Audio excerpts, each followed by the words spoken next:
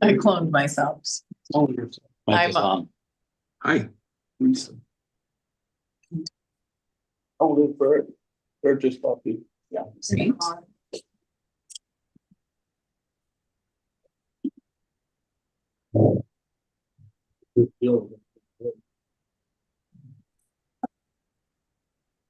Has Rita showed up on the?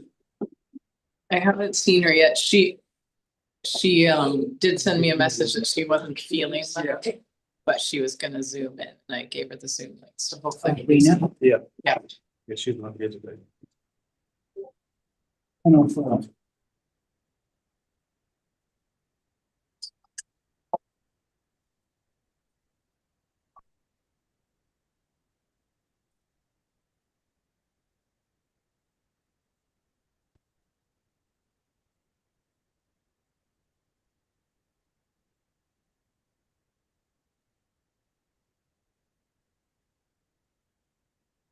Are we live? Yes. You said birds on? Oh, they're. Yeah. Yeah.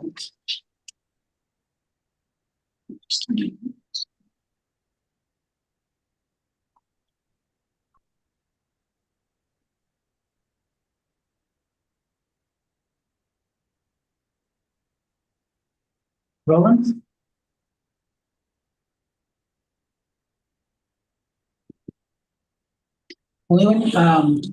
Welcome everyone, and we'll start with introductions, but I just want to open up with a little honoring for the creator as well. Here to join me. Only nagiging Westcomen, Milan and Pemkiska from also walking. Now, a chameleon and Ed, do you willing to walk? I will go to the you're dealing with us a skit commit. Would you come in and nagiging Westcomen? See the one Gazam on him. Nugget to graduate, would you come on him? Meet with the Haman, you can, I mean, you can yell edited. Naganictive much core bazited. Only one. Oh. So we'll open up Newell Louis, that's Macquarie Mousy from this area. Let's see. Joey Barnes, I represent Indian Township. Rachel Bell and the projects coordinator with MITSC. Rafi Hopkins, I'm a consultant with MITSC. Jill Tompkins, Executive Director. Susan Young, Ultimate Mouse Commission. Thanks, Sam. And how about online? Can you guys hear me? Yep. Yes. All right, Bert Polchis. I won't do the video right now because, well, anyway. But Penobscot Nation, and I thank everyone for joining in. Yeah, Darren Ranko, also a Penobscot Nation representative. Good to see you all. Only one? Zeke Croft McDonald, Holton Bound Mousy Indians. Hey, Zeke. It's just not showing. I'm Bob Checkaway, state appointee, coming to you from Freeport. Hope you're all well. Robert. Bert's already done it. Bert's already spoken. Yeah, Teresa, you're muted. Oh, sorry about that. Teresa Singh, fellow with MITSC. Good to see everyone. Hey, Teresa. Morning. Terry H. Who's that? Terry. It's Terry. Terry H. Terry H. Who's that? No. How about Terry H? Rocky, will you tell me what this is? I don't know if she's there or not. She said she had a medical appointment. Somebody might be coming to her house, so I don't know if she's stuck today. Terry from Nigama. Oh, right. Terry. Okay, okay. She's not gonna. Now I tilted.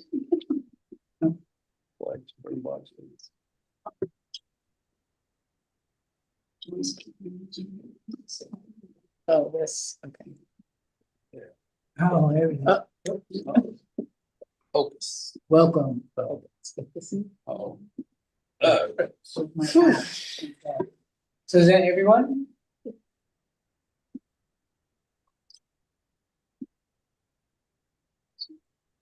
All right, thank you. And how about the agenda? Has anyone have any additions? Modifications, deletions? Approve the agenda as presented?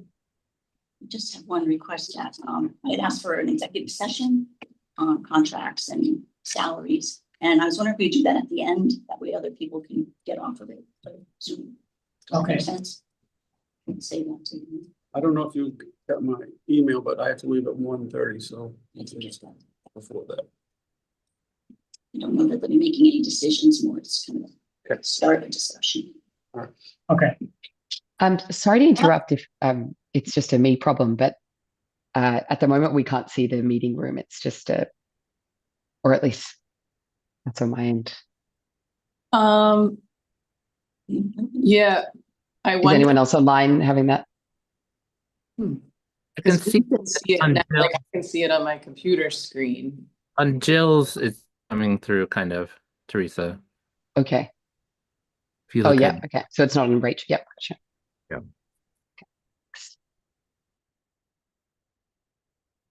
Choose single speaker view. Yeah, if you chose like single speaker view on Zoom, it would make that room block bigger.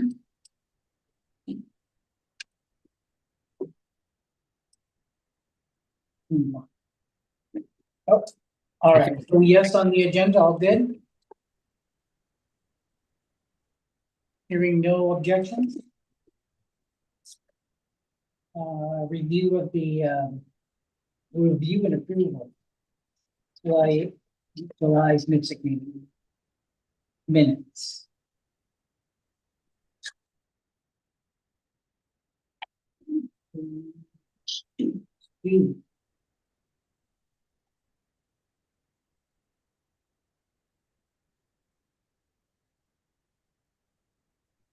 Oh, there.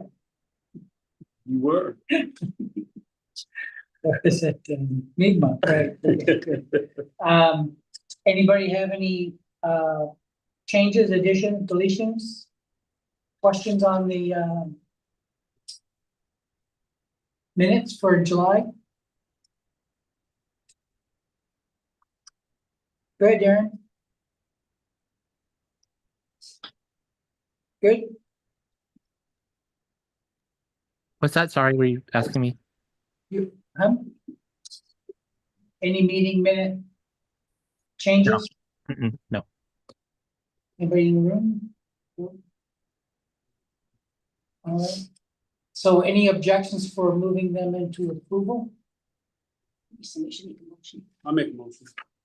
I'll second. All in favor?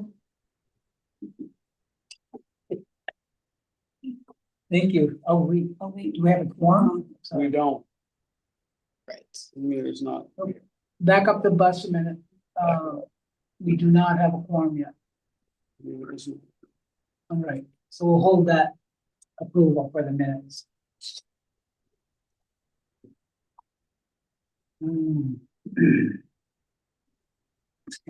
State appointed commissioners. So the last I talked with Jerry was in June or July. And he did not have any names at the time. I've reached out to him again, have not heard back yet. But I know, I don't know if they could do the appointments before January, but they. I've seen some appointments come through for judges. All right, right now, I mean. Yeah, with the legislatures, Okay, the judiciary committee's doing business. oh, okay. So I have not heard anything from him as of this point. I guess my next step would be to reach out to Janet herself. And include Jerry in those discussions also. But, I'm not sure how that will go over. I think Janet is still. Let's see. Any questions?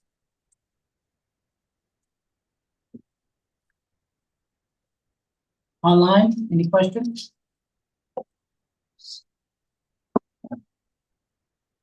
The table?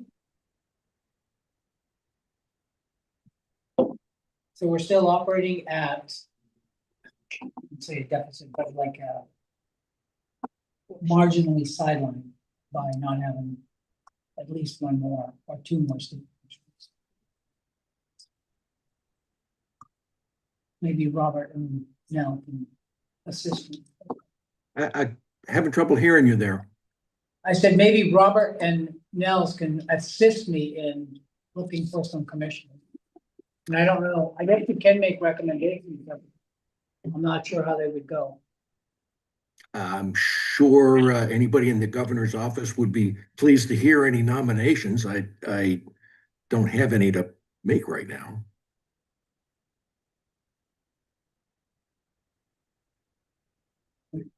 Okay. I think we all deserve credit for making quorum as often as we have, though.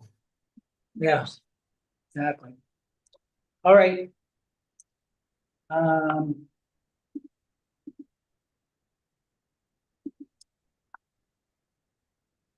Okay, expiration of the chair. Share this part or something else, somebody else that should share. I've been trying to keep track of everybody's terms and noticed that looked like Newell's could be up. I included a copy of the minutes from January 25th of 2022. So he does have till January. And I've never been through this process and I don't know that we've had the pleasure, that MITSC had the pleasure of having a chair complete their whole term lately. They've like left in the middle of their terms. So There was a couple that went through, yes. they went all the way through. No. They, after Jamie left, there was two, but I don't think they went full term. Right? Paul did, Paul. Paul left and then, was there someone else? Somebody before him. I think it was Paul and then Bob Checkway was interim and then it was you. Oh, I thought there was someone No. else in there as well. No, okay.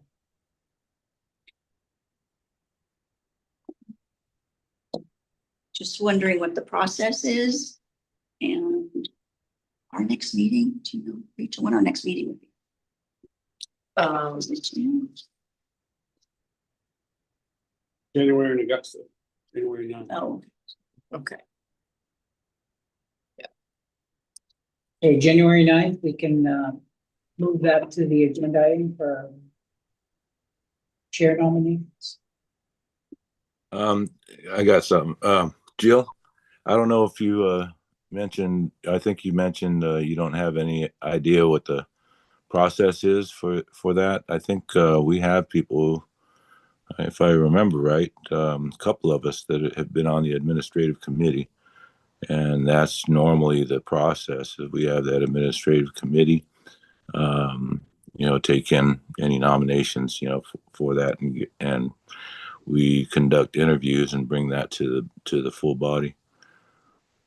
yeah, it's not spelled out in the bylaws. It's Right. really. Sounds good, but I think that's the way it went in January of Right. 22, right? Yeah. That the administrative committee put forward a name for chair nomination.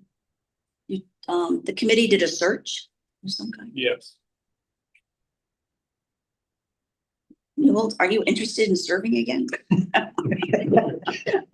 Let's go. Cool. Let's Continue on. start that. I could continue on.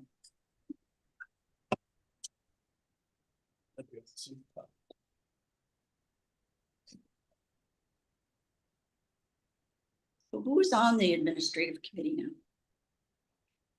Bert, Were you on it? Robert Checkaway, Bert, Darren, I Me? think Sandy Yarmul was on that committee. so that was And I think Kevin was on it. Yeah, Kevin was on it. I was on it. Sandy Yarmul.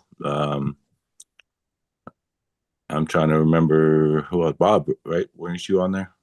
Yes. And Third Rosen, maybe? yeah, I think he was. As a matter of fact, what do you remember that, Bob? I'm not sure. I think he was on the legislative committee, but Yeah, sure. Does that committee have a chair? Bob. Ew. I'm not, this would be easier if Newell would just consent to being reappointed by acclamation. I don't know if you have to do it yet. I'll through all this. And that can happen. I think we did the same with Jamie. So, so Yeah, I said I was open to it, but Good, we can do a process if you want. no process. sounds good to me. Okay, Somebody could make a motion, maybe. no. No. When we have motion. quorum, I guess. Okay, We'll come back. we'll come back to it. So, let's see, well, C-Run. C-Run.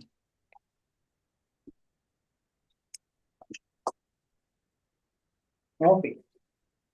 All right, thanks, everyone. We, Want me to share my screen? yeah, that'd be Okay. great. You might want to keep your voice up. Great, thank you. Jill, Rachel, Teresa, John Diefenbacher Crawl, myself worked to put together an event to help celebrate the release of C-Run as an audiobook on Indigenous Peoples Day this last October 13th. The event was held down in BZ at the BZ Salmon Club, site of the former dam, which was removed a couple years ago. I don't know the exact date of that one. And overall, the event was a great success. We expected around 60 people there, 54 people registered, Wow. and 90 people, around 90 people showed up. So Rachel and I put together a little presentation just to recap the event, and Rachel's sharing that via her screen right now. So hopefully everyone on Zoom can see that and hear me. And yeah, you can just scroll down. So this is the program for the event. Front page is on the left, backside is on the right. And we can make this link available to anyone who'd like to see it. But we had a nice, tightly packed program of a 1 hour event. And as you can see, we had quite a few speakers and singers present. Our Commissioner Burt did the welcome and prayer. That's a photo of Burt right there. And then we have some stats about the reach of the event. So as I mentioned, we had 54 people RSVP for the event and about 90 actually attended. We had about 15 people watch the live stream when the event was happening.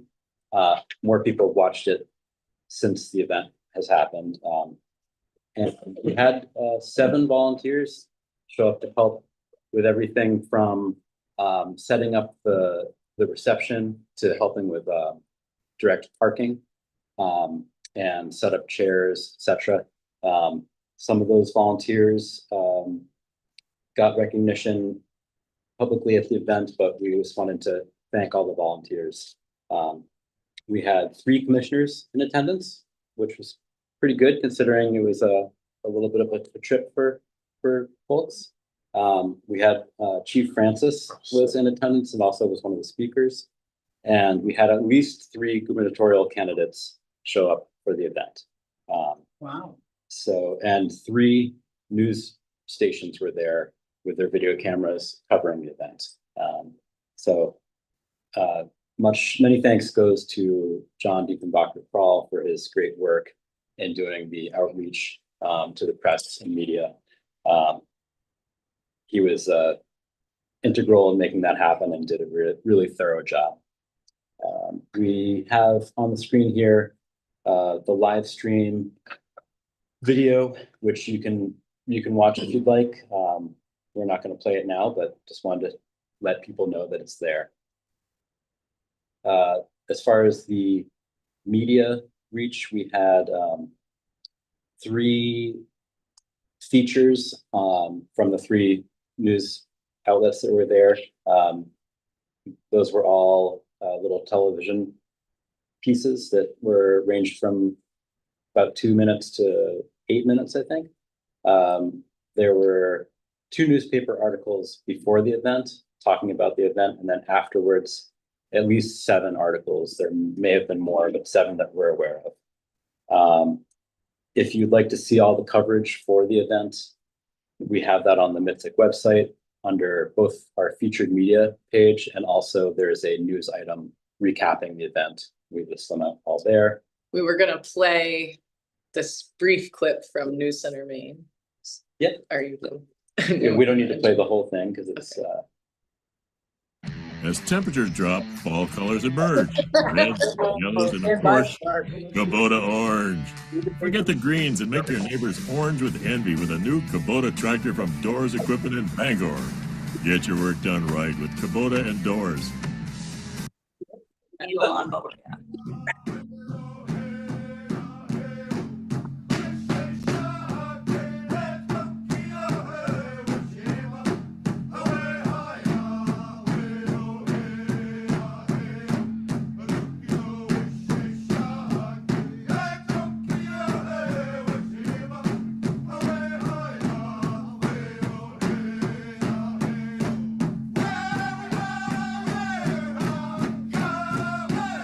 On this Indigenous Peoples Day, the Wabanaki Nation is using storytelling to bring attention now to 2 centuries of state policy that separated their people from the rivers and other bodies of water they once relied on to survive.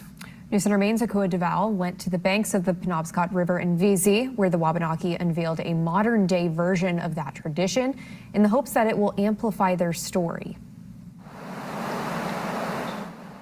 Along the Penobscot River, a waterway once alive with salmon, community members gather where heritage, history, and healing meet. We know that how Maine history developed, but we don't look at it through what happened to the fish. The Maine Indian Tribal State Commission marking Indigenous Peoples Day with the launch of the audiobook Sea Run. It highlights a study that exposes generations of restrictions to the Wabanaki's access to their traditional fisheries and its impact on fish species. Co-author of the audiobook, Judd Etsy Kendall, says that fish are interconnected with Wabanaki culture. The fish were a prime source of food and also a prime source of ceremony, because food and ceremony are inseparable. Narrated by Wabanaki people, the audiobook shares how dams, pollution, and policies from the colonial era to today have impacted Sea Run and Indigenous culture. The salmon have really been crying for quite some time, and we've been working on trying to protect their voices. One of the narrators and member of the Passamaquoddy tribe, Dwayne Toma, says this launch is about more than restoring fish. It's about ensuring identity. We've been marginalized for so long, and it's important that we come together and to restore the environment, because that is who we are. Senator Rick Bennett, also running for governor as an independent, says Maine needs to ensure Wabanaki nations have equal rights and benefits as other federally recognized tribes across the country. So there's work to do, but it's a day to celebrate. It's a day to celebrate the interconnectivity of the state with the Wabanaki tribes and our shared history. The Sea Run audiobook is now available to download through the Maine Indian Tribal State Commission's website. In VZ, Akua Deval, News Center, Maine. Leaders of the Wabanaki Nation say an audiobook is a simple way to educate more Mainers on how culture and conservation are tied together through Maine's waters. So that was one of 3 TV spots that covered the event. And then our website experienced quite a bit of increase in both traffic and then new subscriptions to our newsletter. 89 new subscribers, 2,200 new site visitors from the period of end of September to end of October. And then some stats about the Sea Run specific pages on the site. The launch event page had 476 views. The Sea Run library item, which is the home for Sea Run on the website, had 263 new views. audiobook page had 237. The event recap news item had 141. And we have a rough estimate of how many new downloads of the C-Run book itself happened, which was 50. And we had 283 plays of the audiobook on SoundCloud since the event launched. Oh, that's good. Yeah, and then this is the block that appears on the MITSC homepage promoting the audiobook. So people can click listen now, and it takes them to the C-Run audiobook page on the website. Did you want me to play a little clip of the audiobook now or no? Sure. Yeah, I think we're good. So you click that, takes you here. This is on sound.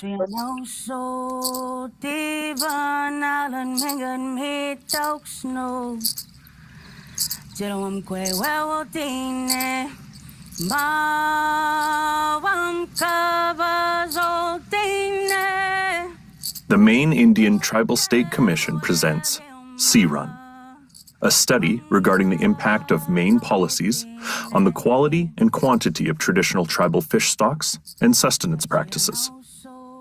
Researched and written by Judd Esty Kendall and Tony Sutton. Read by Penobscot Nation tribal citizens Don Neptune Adams and Dale Lolar, Passamaquoddy tribal citizen Dwayne Toma, and citizen of the Holton Band of Maliseet Indians, Sue Desiderio. This audiobook recording was produced by Post Hypnotic Press.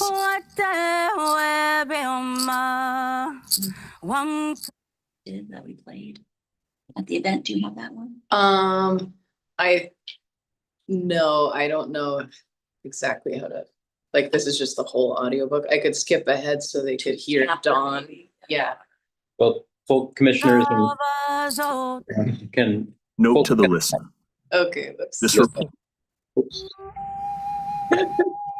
Acknowledgements. You just wanted people to hear. Maine Indian Tribal State Commission, the Commission, would like to thank Managing Director Paul Tip. Let me get to it. Yeah, just see.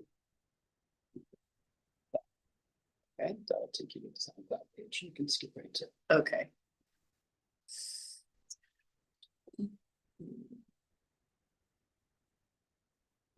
Can we let folks listen? Okay.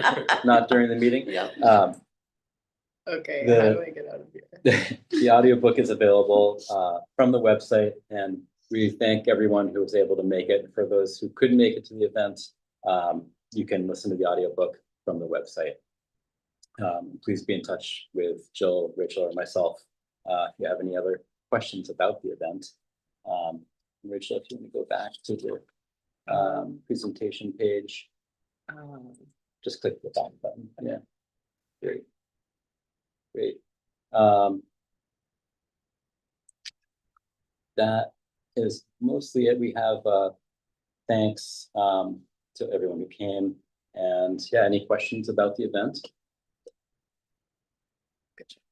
I would just say that, sorry I missed it. I was actually in New York during that period of time, but it looks great. I'm just impressed at how many people actually attended, and then also the web traffic that increased after the event. Looks like a very successful showing. Yeah, it surpassed our expectations of how many folks would be there. It was great to see it come together. So great. Yeah. And the apple cider donuts were very, very good.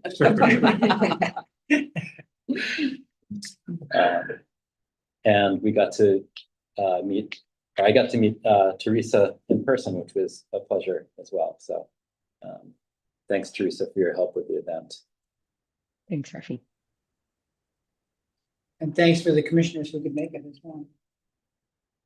Sam was very ill. He was still Yeah. came through for us. Yeah, Sam, you did a great job.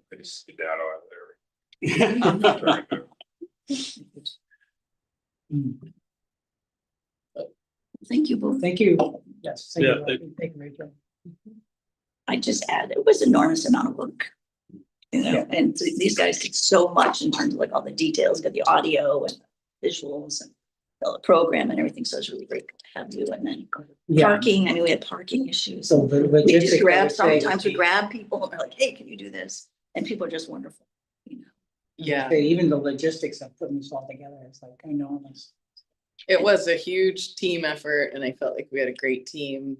And John Diefenbacher Crawl did an amazing job getting press to show up and cover it. Yeah. The weather was gorgeous the day before, but then it was pretty chilly. It was pretty cold. And so I remember thinking, never again. But then everybody came inside and they had coffee and the cider and donuts. And it was just great because there's different groups were all working on similar issues. We hadn't had a chance to see each other. So it was great to put names and faces together and make connections. So I was almost, the clubhouse part was almost better than the rest of it. But Yeah, I'm familiar with Thompson Road and all of the Easy Salmon Club, so. Yeah, Thinking parking would have been. Parking could have been difficult, but the volunteers really stepped in and did an amazing job. And it was really funny at the end of the end of the event was, or at least the outside portion was a Q&A. And we expected there to be questions from the press, and everyone was so cold. There were no questions. And everyone just made a beeline for the clubhouse. The VZ Salmon Club was really great. they were wonderful. I was in Hudson, New York. I was cold. Yeah. I was outside doing a presentation as well. Yeah, and I agree with you, Jill. The kind of networking that just happened organically afterwards was great. It was also a pleasure to work with the team, as Rachel said. John and Teresa, Jill, Rachel, and myself met weekly for about 2 or 3 months to put it all together. So it felt good that it all came together so well. I was out on Cape Cod and it was quite a storm. And yeah, it was blowing a gale and we had to jump the hell off. Yeah, we were lucky that we got it done before that storm. Yeah, exactly. So we even tried to drive back that night and actually pulled over and look at hotel. Like, so rough. But thank you so much. Thank you for the opportunity to present to the commission. It's kind of cool to have just a random idea that came up because I was trying to listen to C-Run while vacuuming and thinking, this would be so much better as an audiobook. And then to have it come, this was wonderful. Yeah. Really thrilled to have that. And it felt like with the launch of the audiobook, we were finally able to get C-Run and the importance of the message behind it out to a much wider audience and get the press coverage that didn't happen with the launch of the physical printed version of the book, because it is a really important story that not enough people are at all aware of the history. So Right. We did get a couple of requests to develop a curriculum for schools.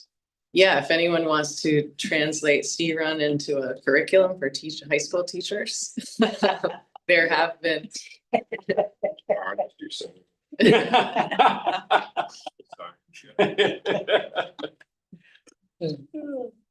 And we've talked a little bit about like, oh, it would be great to do that kind of, I mean, maybe not at that scale, but to share the message in other watersheds too, like the Schoodic watershed and the Meduxicag.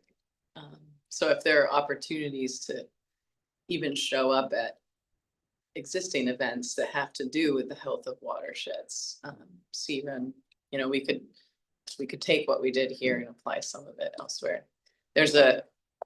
I'll talk more about it, but there's a event that's hopefully going to be happening in this area about Schoodic watershed that MITSC intends, hopefully we can have C-Run be presented at that. So with everyone likes that idea. So. All right. Yep, yeah, definitely. Let's move on to the next item. We got financials and activity reports from Jill and Rachel. Rachel, yeah, just jump in anytime you have Okay. something, because we didn't really coordinate like we usually do. Oh, thanks so much. Thanks, everyone. Okay. Safe travels. Thank you. Stay out of chat. Rafi's he makes the commission look good. So I'm just gonna go through this general MITSC matters, kind of, things we do on a daily basis. We did finalize the agreement with the state archives to do record and develop record retention schedules. I can provide you with copies of those, but it basically says it's broken down. The records will be categorized into these 5 different areas: foundational materials, reports, court decision, and MITSC focus areas. We had a lot of other work to do, so we did get together, it's you, me, and Katie, at the Folger Library, and went through some of the boxes and tried to weed out things, really kind of focusing on things that were MITSC produced as opposed to copies of other documents from other organizations. So we did a little bit of that, but we have probably 50 boxes to go through. So they are living at the Folger Library. So that for MITSC purposes is the archive. So it's a satellite of Maine State Archives.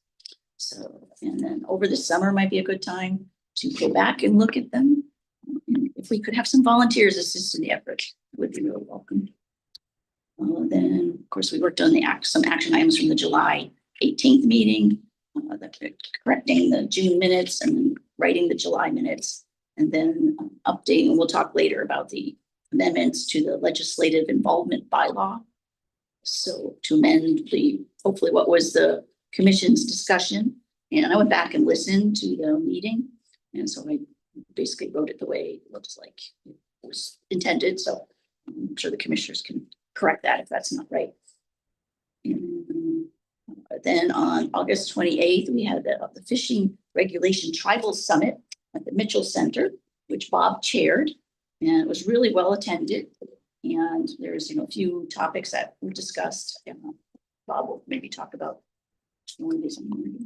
He's on the agenda later, so I won't get in too deep with that. Bob wants to cover it later. But I think quite a bit of consensus was reached. So you can talk about the areas that we're following up on in particular. And the Common Ground Fair, which is a 3-day event, very large event. We had a table there in the social and political action tent on Friday, Saturday, and Sunday. So Rachel and I were there, and Daryl Bridges of Sabayak also volunteered with us. So it was helpful because he could give us a break. And then we had our usual informational materials, and we made sure that we had flyers promoting the Sea Run audiobook launch event. And I think a lot of people came from that. I think that really brought it to their attention. And then one thing was we thought, well, how can we engage people when they come to the table or talking to them? So we made a big poster. I know I put it in here with a quiz of something. It's on page 25 of the packet. This kind of test your knowledge quiz, and it was really interesting to do. Talk how many great number of people. So how many people did we had? Let's see, there's 64,420 people come to the fair. And then these are approximate numbers because sometimes Rachel and I would be talking to someone and we couldn't write down who was there, and sometimes people would be 3 and 4 deep. So 210 people came to our table. We had at least 112 conversations, and then 46 people were brave enough to try the quiz, but only 7 received 100%. Some people got partial credit. So, but I think that worked well to get people to. Yeah. And a lot of people looked at it and they walked on. I'm like, okay, I'm not trying that. And are you going to mention Judd and Tony's speech? Yes, yeah. Well, why don't you? Okay. Well, in addition to having the table in the tent, we also coordinated to have Judd and Tony do a speech. The social and political action tent has a speaker's tent. So Saturday at 3, I think it was, which is a very good time slot to have. They talked about Sea Run and for about an hour, and it was pretty well attended, and Rafi and I videotaped the whole thing. So we're going to put it up as a tributaries video so that you can all watch it. But that was just really great timing to have them talking about Sea Run and then be able to promote the upcoming Indigenous Peoples Day event. And Tony actually was one of the keynote speakers at the fair itself. So earlier that morning, he provided a keynote address to like a huge, the Commons gets full of people. So I was able to listen to him, and I actually got a video of most of that too. And his keynote was on C-Run? No, not directly about C-Run. It was more about food sovereignty and how often Wabanaki sovereignty is sort of left out of that equation when people are talking about food sovereignty, or just some of the issues around that and how to ways that can be improved. There were some good newspaper articles covering his address. That I think the Portland Press Herald had a nice article that we shared on our website. So if you look at the news items on our website, you can read the article covering his keynote. Okay. Which will be more articulate than I just was.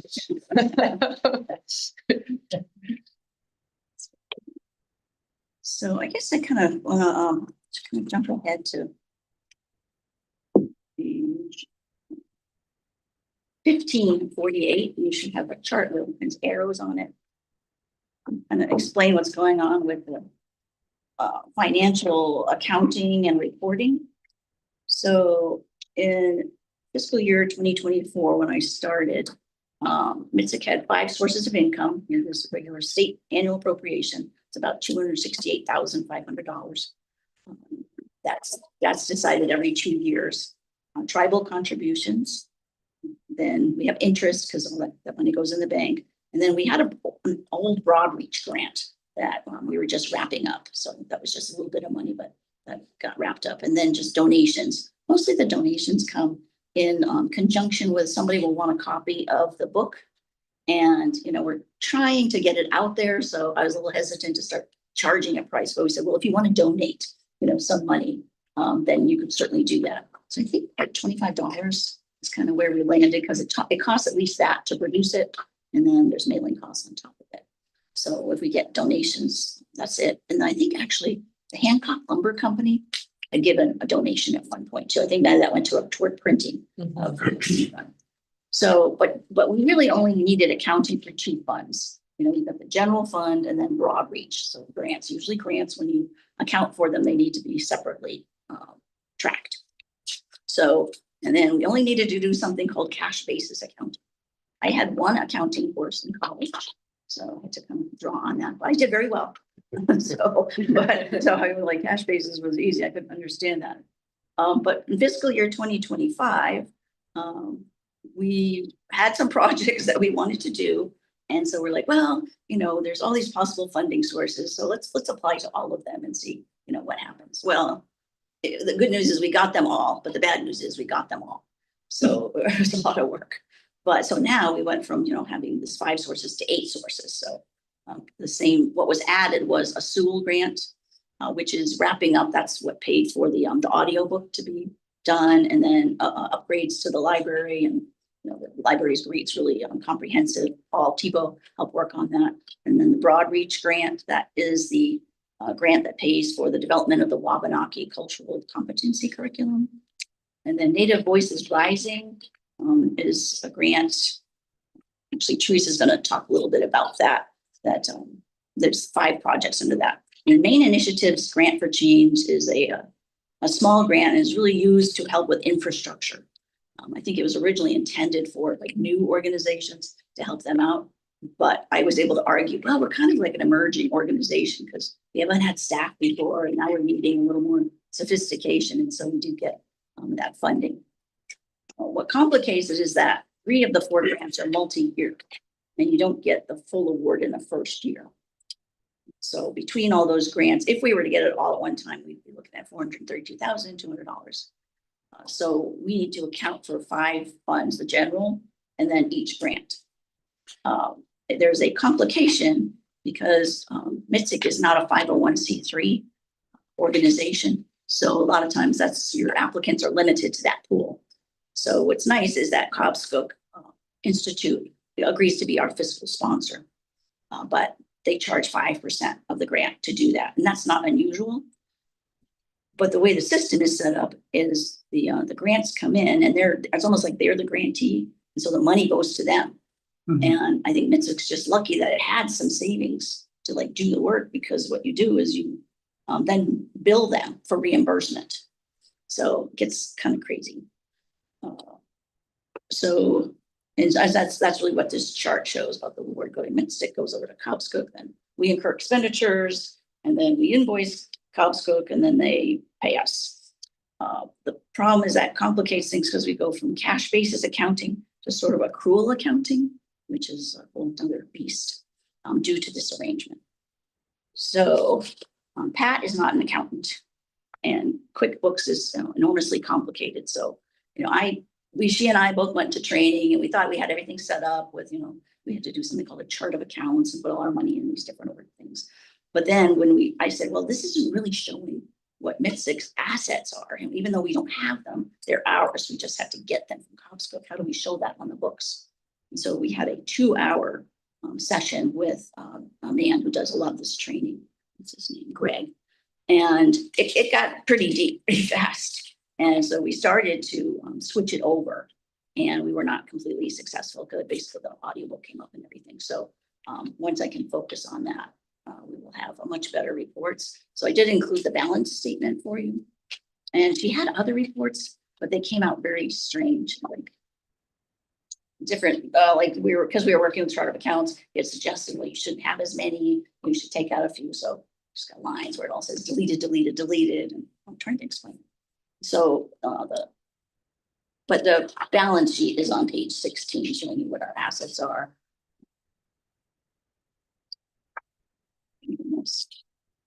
So, but I know I would like to really see so all of the budgets have to be reconfigured into the chart of accounts and put into QuickBooks and tracked against that. So we are working on that.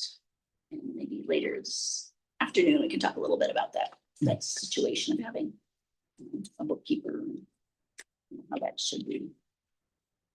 So, but we have lots of money. We still have lots of money because this doesn't even reflect everything Cobscook's holding.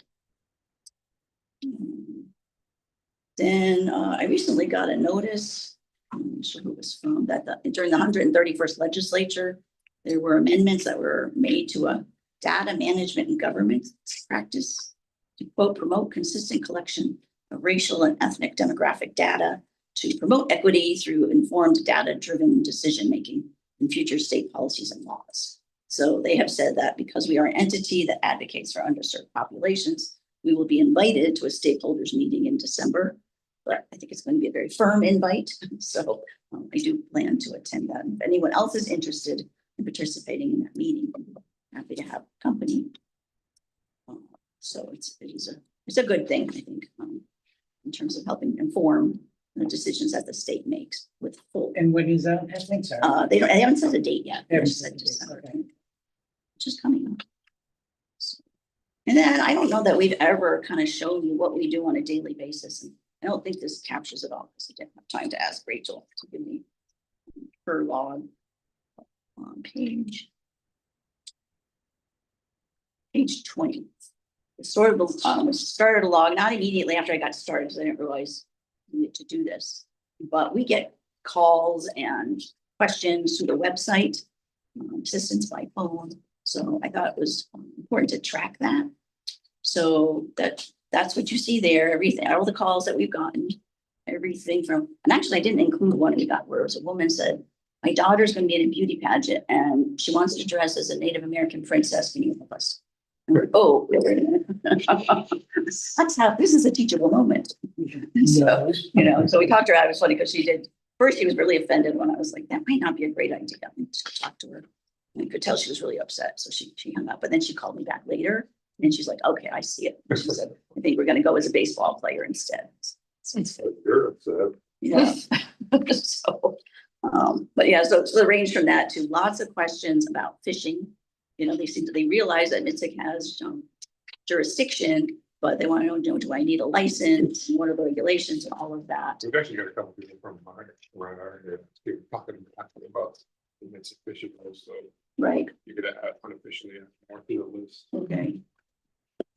Rachel, you're dealing more with the website than I do. I mean, usually forward them to me. Yeah, I feel like, I mean, it does seem like there's a lot of questions about people trying to trace ancestry. Yeah. And then there's, you know, been some people who have reached out wanting to help out, or, I mean, there was that young person you referenced, that I think I had forwarded you, or just education related stuff.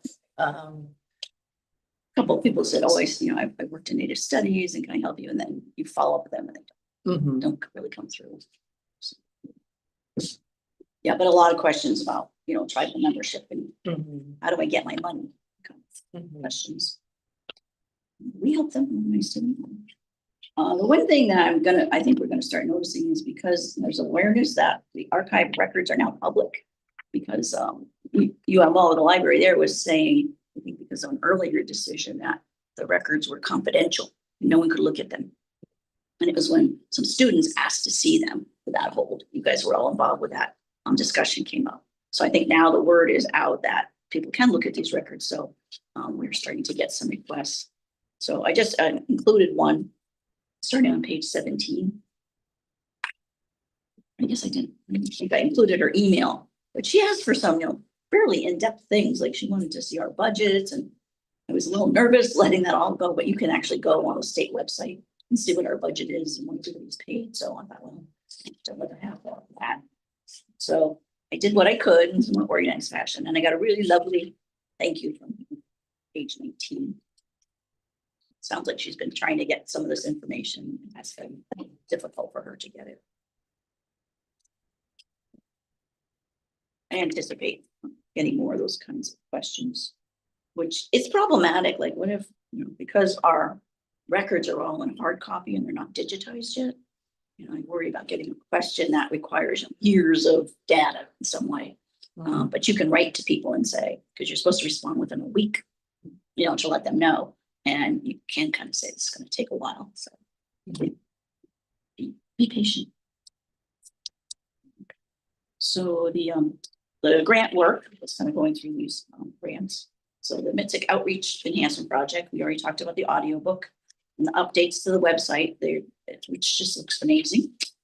And then let's see, what was the next thing? I did need a grant extension because we had money to spend and we hadn't spent it all. And so they were very nice and said, yes, go ahead and spend it down for sure. And I got a grant extension till October 31st, but I will be closing that out in the next week once the bills come in and get paid. So the Broad Reach Wabanaki Cultural Competency Training is paid through a Broad Reach grant. We have been trying to work on this, but it's been challenging because I thought, well, we had so much on our plate that maybe we should subcontract with someone who may have done that training before. And the way the contract was written, originally it was just going to be Lisa Sock Basin. It was that they were kind of the lead, that they were doing like the lion's share of the work and, you know, kind of we'd be advising. But it hasn't turned out that way. So we have not really made as much progress as I had hoped. We've met a few times. I think we're at least a year into the grant. And they haven't billed us, Wabanaki Public Health, even though they have done work on it. And the survey, that was probably the major thing that they did was the survey, you know, which will help inform how we develop the curriculum. So we last met on October 9th, or we were supposed to meet on October 9th, but the staff was sick, so it was canceled. And unfortunately, Lisa seems like she has a lot going on, so she hasn't been attending our meetings. So Becky joined us and she shared a draft curriculum, but it really didn't align with our initial vision. And it was a sense that it was almost developed for me. I will speak personally that maybe it was developed for something else and then being tweaked to fit this. So Rachel and I then met and said, okay, well, let's look at it and see how we can kind of take what's there, at least use what's there and try to massage it into something that more matches like what we were thinking about in line with the survey. So we need to finish that by our next meeting, which is November 20th. So yeah, that's the one that kind of troubles me, is because I really wanted to get that up and going and get it out to the particularly state workers. So but I think it's gonna be great. One thing that we did decide though is based on the survey was overwhelmingly people said the way they wanted to learn was actually go to the tribal communities, which was very nice. But given our limitations of staff and money, and how would we go about doing that? Because the only thing is our funding is just the state never funded it. So this is unfunded state mandate. How are you going to do that in future years? So the thing was to maybe do videos of each community. And one of the things that we really need the commissioners to help us with is for your community, if what's going to be Rafi and Rachel doing the videos, maybe what things would you like to share? Are there places we shouldn't be filming? Are there protocols that we need to go through? Do we have to get tribal council permission? So I know people would be all over Facebook if there was someone who wandered around Indian Island taking videotaping. So, trying to get the word out that this is what's going on and the intention is, a good one. So we will be working on that soon. So I guess, and I guess the question is where you've got 2 commissioners from each tribe, should we be contacting both commissioners or you do one or the other be the point person for your tribal nation? So that's something you decide now.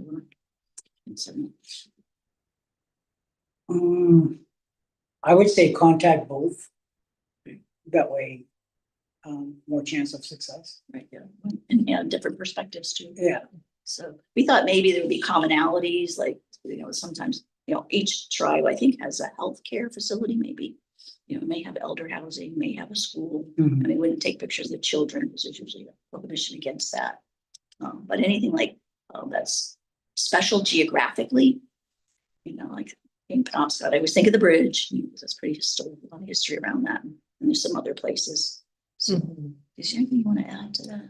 Yeah, I mean, I guess just the idea is that if the purpose is to educate people working for the state, and it's not possible to bus everyone into each tribal community to have firsthand experience, is there a role a video could play in showing people what you want them to see in your communities to be better educated? So I feel like that's kind of the purpose of it. And as Jill said, there are going to be commonalities and there's going to be unique distinctions too. So. And then I think we're going to need to include in the video, if you want more information, because people do have questions, this is who you should contact. Do the commissioners want that to be them or somebody, at the tribal administration? So if you could think about that, because we're going to get questions. What's your number again? Yeah. That's true. Yeah, so if you could assist us with that, that would be great. The other big piece that we are working on is this curriculum. We wanted it to make sure that it represented each tribal community's culture accurately. And so the vision was to have cultural advisor clusters. So like 5 tribal members. They don't necessarily have to be elders, but people who are knowledgeable in the culture, they can be elders. To look at the curriculum and say, yeah, we think that this is appropriate, or no, you need to add this or take that out. Or so they would look at it twice. Once would be at the initial draft curriculum, so they have something to work with, not just being asked to take ideas out of the air. And then after we went to all the communities and we revised the curriculum and then have them come back to them and say, okay, this is more in line with what you were thinking. But what is really tricky is how do you find these 5 people?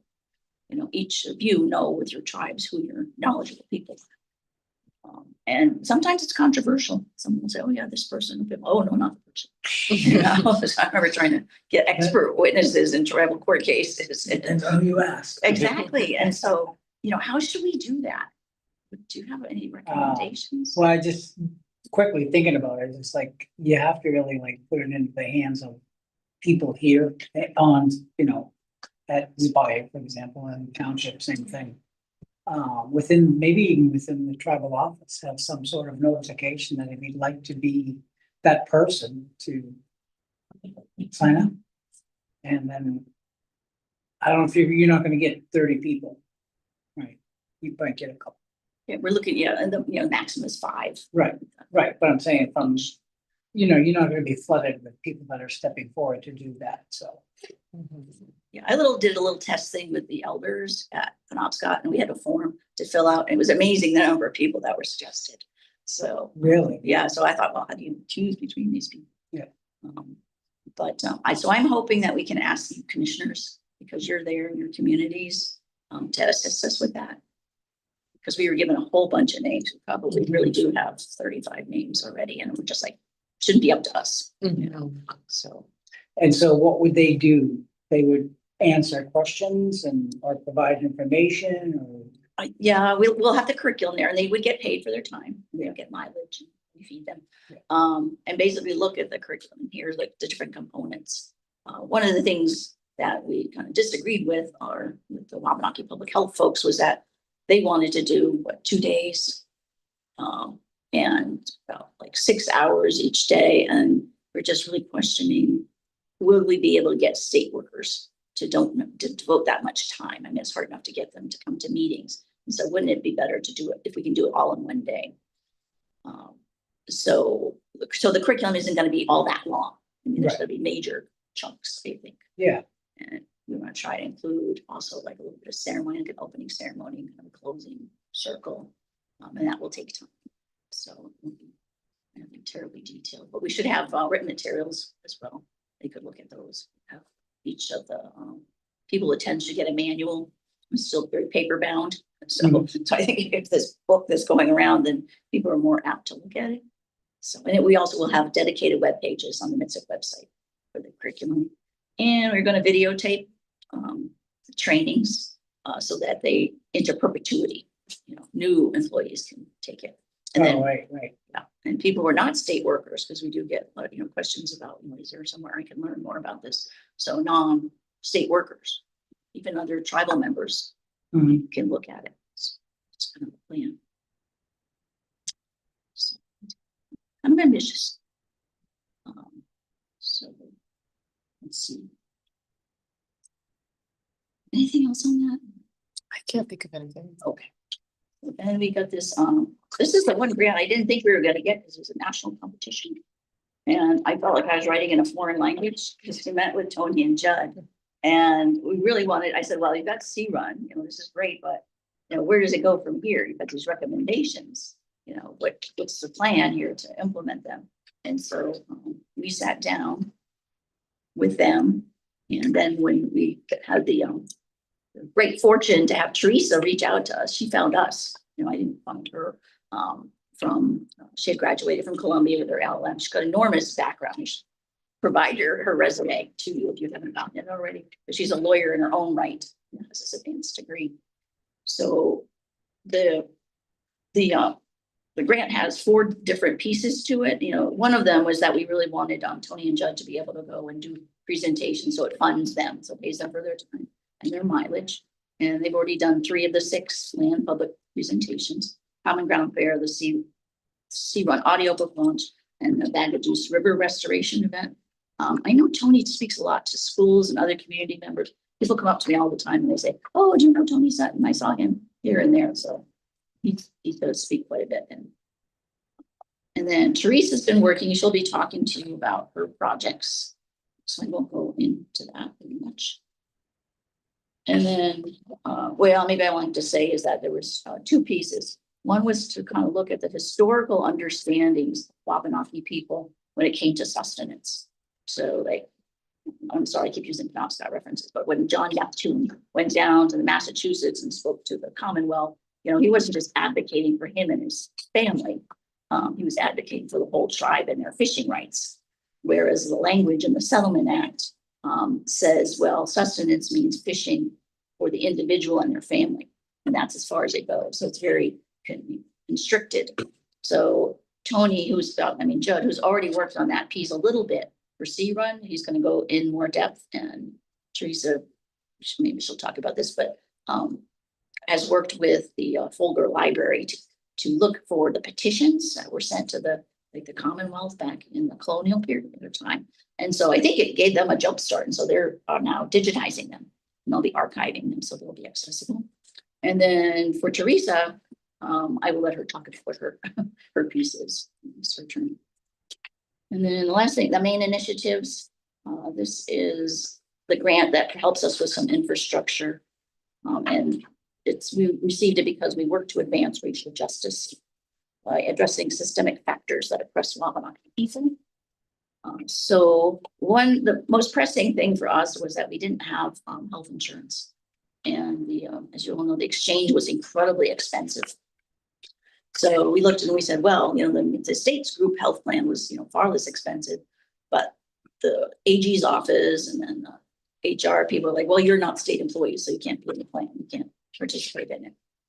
And then I think it was actually, it was the Assistant Attorney General, Kim Atward, who said, well, wait a minute, there are people who have been added to the state plan through statutory amendments. So maybe you could do that.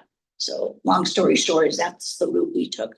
Lori Osher was great, and she's a sponsor, and I believe Aaron Dane also sponsored it. So that went through, and it became effective on September 24th. But in the meantime, we did purchase private insurance for Rachel and I, but that will carry us only through about 2 years. And then when the budget comes up in 2 years, I think we're going to have to advocate for more money for MITSC, because just that chunk alone, and we don't even have retirement, and what else? We've got dental. No retirement. So sometimes you get life insurance and disability insurance as part of your benefits package. And so we don't have any of that. So I think that may be the argument to make, but in 2 years when the new budget has to be developed. But wouldn't that be part of the state employee package or no? Or does it mimic that? Or No, this was just the health plan.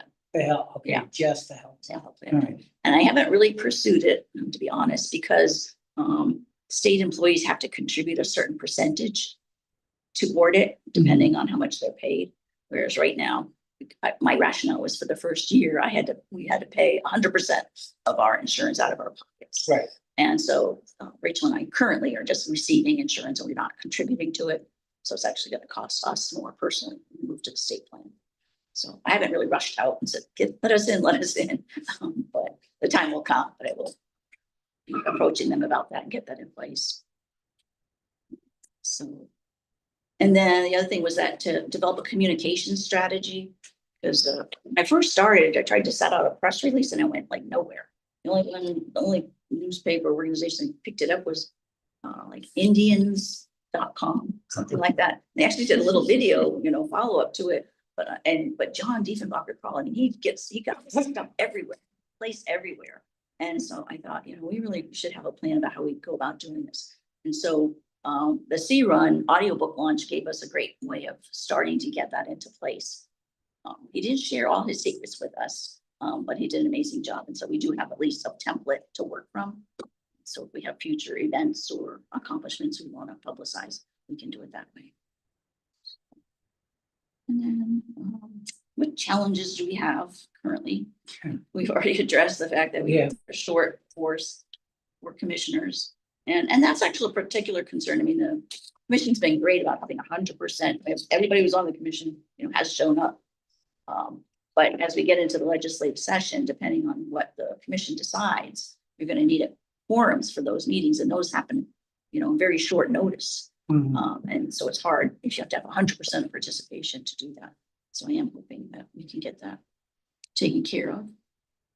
Then when I started MITSC, everybody was working off their own laptops, and sort of papers were different places or boxes and everywhere. So, but because of the new archive requirements, as well as we just need it to function, we do need a network to share everything. And that's like a network that's really efficient. When you save a document, it goes to this, central repository. Right now, we save it to the laptop, and then I have to upload it to Google Drive, and make sure that happens. And so anyway, I'm looking. So I think Rafi says that he can do that. So this would give us. We need to maybe fund him to do that. I did meet with a vendor who does a lot of work with the tribes. Name off the top. SG Rollins, I believe. And, the estimate was like $25,000. And I asked Rafi to look at it. He's like, oh, don't go there. Don't go. And he's like, we could do this, with like more of a corporate Google Drive type thing. So we'll be working on that. And then Bob will probably talk about the fact that the MITSC rules are geographically comprehensive, but we don't know where the MITSC waters are. Because, you know, a lot of waters have been added since 1998 when the rules were last formally adopted. We might need, I don't know, maybe they've got the resources within the tribes to collaborate on the GIS, because I think there was one database that we weren't able to look at unless we were licensed or somebody was certified in GIS. I don't know if you remember. I don't remember that, but I know that we're, at least our tribe is gonna be start something for GIS database that, you know, anybody wanted information from, they could get them on. Okay. I think maybe it was the state maps. And, you know, but anyway, that's beyond me to be doing GIS. But I think there's enough people who are working on the project who have that expertise. So then my the questions to ponder is, yeah, which commissioners will serve as advisors to the cultural curriculum. So I think we decided we would reach out to both commissioners from each tribe. And then I don't know if Newell maybe, I was supposed to take a trip to Victoria, British Columbia. And then the audiobook came up, so I canceled it and moved it to March. Okay. So, which might still be in the middle of the legislative session. So I was just wondering if we could maybe get a feel for, and maybe once the legislation comes up, that if you need somebody to testify, who would that be? If you're not available and if I'm out of the country. Right. At that time. And then there was this report came out and I was really mad because they made some recommendations for reforms to MITSC, which makes it sound like we're doing terrible things. And I don't think he didn't talk to me. I don't know if he had talked to anybody else before this came out. So I did attach that portion. So where's that? Yeah. Showing materials, I needed two volumes. I think it's page 26, Yes, 27. 26 and 27. And that's the report. And it's on the bottom of page 27. And so this was really focused on, I think, economic development issues. And I think it came out on Indigenous Peoples Day. And this person, I believe, was working with the University of maybe Southern Maine. So the recommendations were, it says not all tribes are represented. Currently, only 3 of the 4 are represented. But my understanding is that the Mi'kmaq Nation, the door is open. And if they wanted to participate, and there's reasons they might want to or might not, it's completely up to them. But it's not like we're keeping them, but it's keeping them out. So I don't know, I just didn't really like how that was framed. And that we've had official observers for years. Yes. Mr. Syllaboy now, Terry Hamel. And then this one was interesting. The chief executive has disproportionate control because the governor appoints 6 of the commissioners. I think Barry Dean had mentioned this years ago in a meeting. You know, it was that this was gave the governor too much power. The recommendation, though, and I think that this was tried while Paul Tebow was the executive director, revising the statute to define a quorum as 3/4 of the filled seats would resolve the quorum issue. And I think was it Jerry Reed said, "Oh, we'll get new commissioners for you. Don't worry about it." So don't ignore that bill, and so that bill got sidelined because of that. But maybe it's time to revisit it. And then this was an interesting suggestion. It said, and additionally allowing other officials other than the governor, such as the House Speaker or the Senate President, to make appointments that would help limit political interference. Interesting. Never heard that before. And then the lack of funding, and you know, even though the state did double the appropriation a few years ago, they really didn't. No one really seemed to contemplate like what the budget would be if you have 2 full-time employees. That's, you know, a significant chunk of money. It doesn't give you a lot of money to do other things. The other thing is that MITSC covers its own overhead in a way that if we were a state agency, we'd have a state office, we'd have their accounting firm, they'd be printing checks and all of that. So MITSC covers overhead in a way that other agencies don't, and which is fine because you maintain your independence, but that costs money. So the suggestion was that the legislature should establish a dedicated independent revenue stream for the commission's ongoing operations that insulates it from political interference. And actually, there was political interference. And reading through one of the things of going through the archives, it takes a long time because you find yourself reading, oh, isn't that interesting? And reading it.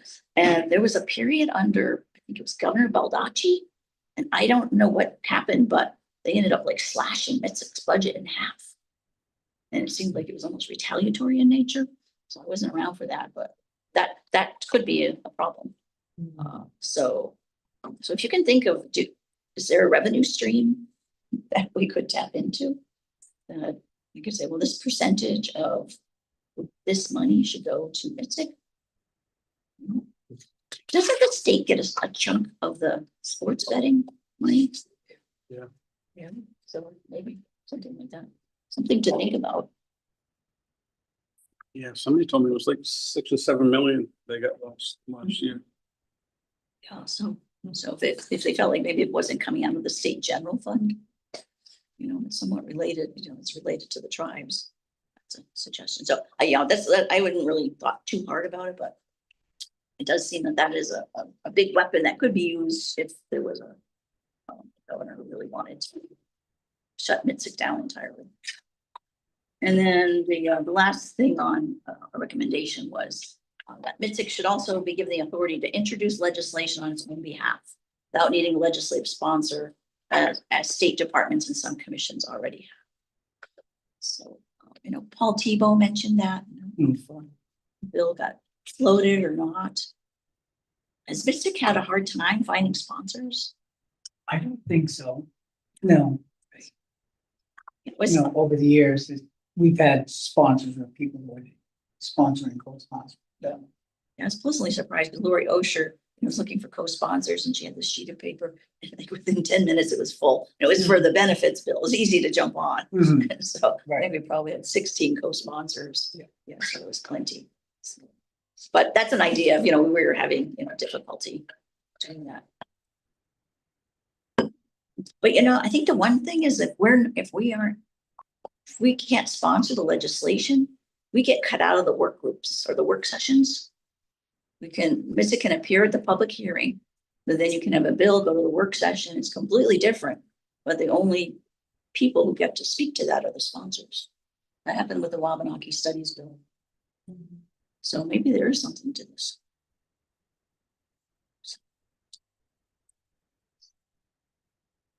Anybody excited by any of these ideas? Should we see them?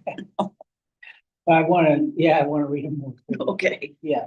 Chance. And I don't know if I should write back to this guy and say, actually. So that's October this year. Yes, yeah, 13th. Do you have a link to that? I think so. I can get it to you. I'll make a note. Okay. To all of us, I guess. Yep. Some things to think about. And then we already talked about the process for electing or re-electing the MITSC chair, but and then we also need you to approve the bylaw amendments for the legislative committee. And then I included on page 14, and I almost hesitate to do this page because I don't want to forget anybody, because there were so many people who worked on the audiobook event. And so thank you to all of those folks. And Rafi has already mentioned them. I think it's kind of good. Do you have any questions? And at this time? No, well done. We're busy. Yeah, I think you guys are doing a lot of work. Oh, well, thank you. We are. Good job. Anything, did I leave out anything? I can't think of anything. I think that's pretty. Yeah, they've been, I mean, some of it is grant funded, but it's things that you guys were doing before, like the tributaries videos. I mean, they're really wonderful and people have really been engaging with them. During the whole lead up to the Indigenous Peoples Day event, we really were trying to scale up social media posts. And so I'm gonna try to continue doing that so that we have a more active presence with social media in addition to the website and the MailChimp. John must not have left when he was the executive director for the Wabanaki. It's because he's like, well, what about your Facebook page? What about your Instagram? Yes. I don't do Instagram. So, yeah. Okay, well, we got a lot going on here. So, but yeah, he's got it in. I'll put that report in that we were just discussing in the featured media too, because Rafi and I have really worked to beef up our featured media section. So you can all check it out, but I'll put that in there because that should be there. No, it says break, but I think Teresa could do her native voices rising. In that time? Yeah, I think in that time. Teresa, are you all set to go? Yeah, I can be. Okay. Sorry, I didn't mean to. No, that's okay. We're being pushy. Jump you like this. Okay, let me just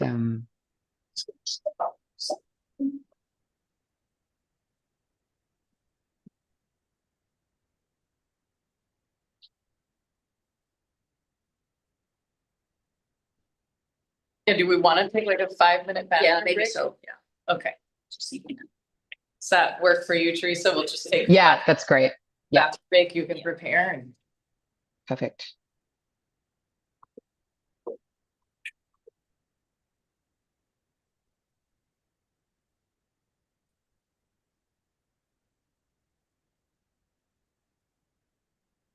Right down.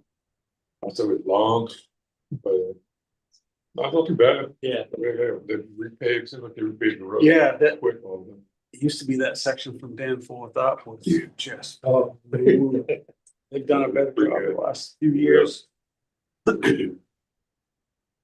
even the section, say like above, like a fish lot, like, where they got the thoroughfare. Yeah. So that whole section, Yeah. even that section get paid pretty good. Yeah. Support. Like, I think my mom told story, she used to go to Washington Community College. Yeah. Driving from Holton.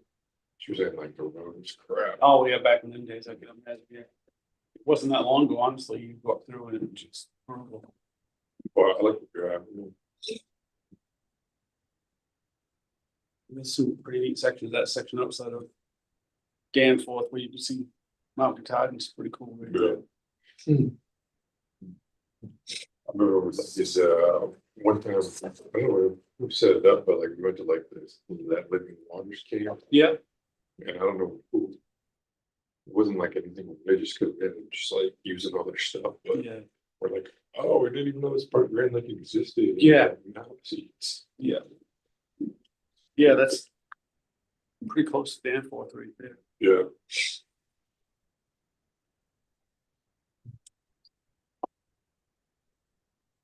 Just so you know, the audio is still live on the live stream.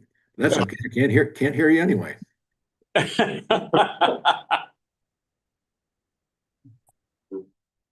Somebody heard us making evil plans. Evil plan.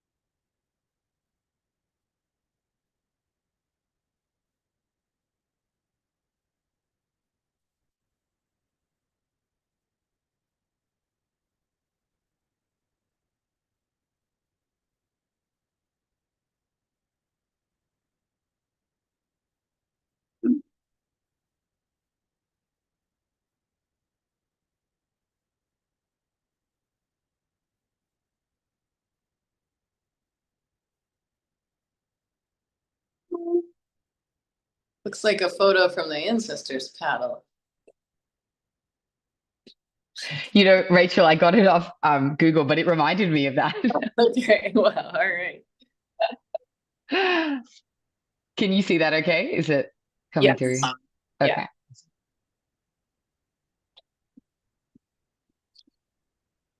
Not everyone's back yet. I'll let you know when. Okay, no worries.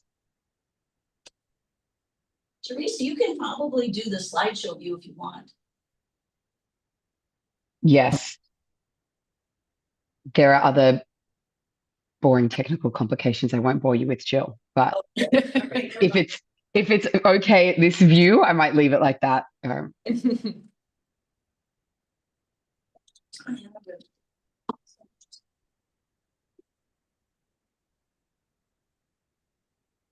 We had quite the struggle with technology getting set up with this system for the meeting today. Did you? And fortunately, we started yesterday. Yeah. Because it wouldn't have Oh, happened no. probably had we tried to do it this morning. It's because there's not like the room isn't equipped with cameras and mics and all of that, so we had to, Jill fortunately brought. Well, yeah, and then, because I was like, I don't remember anything like that in the courtroom. Uh-huh. And then a lady came in and she says, well, we have a TV. I was like, does that just mean a monitor? And so we didn't really know, and she didn't seem like the regular AV person. So we ended up setting up anyway, but then I talked to the clerk, but after we set this all up, and she's like, "Hey, maybe it's an all-in-one deal, like it's the TV and Yeah, camera and there's a Zoom." roll around they have here. Okay, yeah, so we yeah, weren't that's what, maybe that's what they were talking about, but I had clear never heard of about that, that. so I heard TV and. Yeah.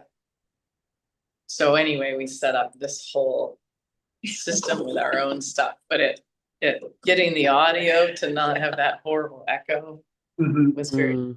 Using the iPhone. Yeah, The so iPhone's like really critical to the whole thing. finally we realized, okay, we have to just, the only mic on is on my iPhone. Really? It's working well.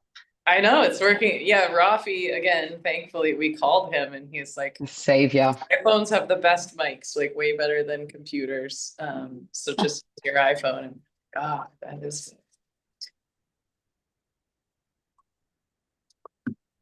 Yep, technology is great when it works. It's Hey, Rachel, can you hear me? Yes. I sent you a message on our sideboard there.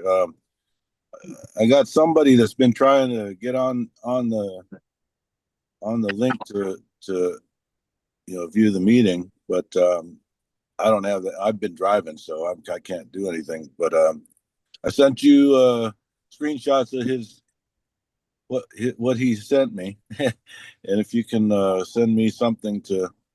Could you send it to Jill, because my phone right now it's working and I have all notifications silenced because it's the mic for the meeting. So if you can text Jill, maybe on your personal phone. Yeah, that's what I'll do.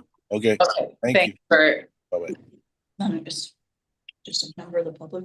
I guess so. I mean, they should be able to find it right on the website if you go to the meeting on the website. Well, the problem that he said that it tries to take them to Zoom. Yeah. You would have had to ask for Zoom earlier. Well, because that's just for the. I mean, no. I mean, not Zoom. It routes them to. It would be YouTube. Yes, that's correct. It's streaming live on YouTube. Oh, okay. Let me see. I had to stop real quick just to do this, but let me. I'll get back to him. Okay. Thanks for. Bye.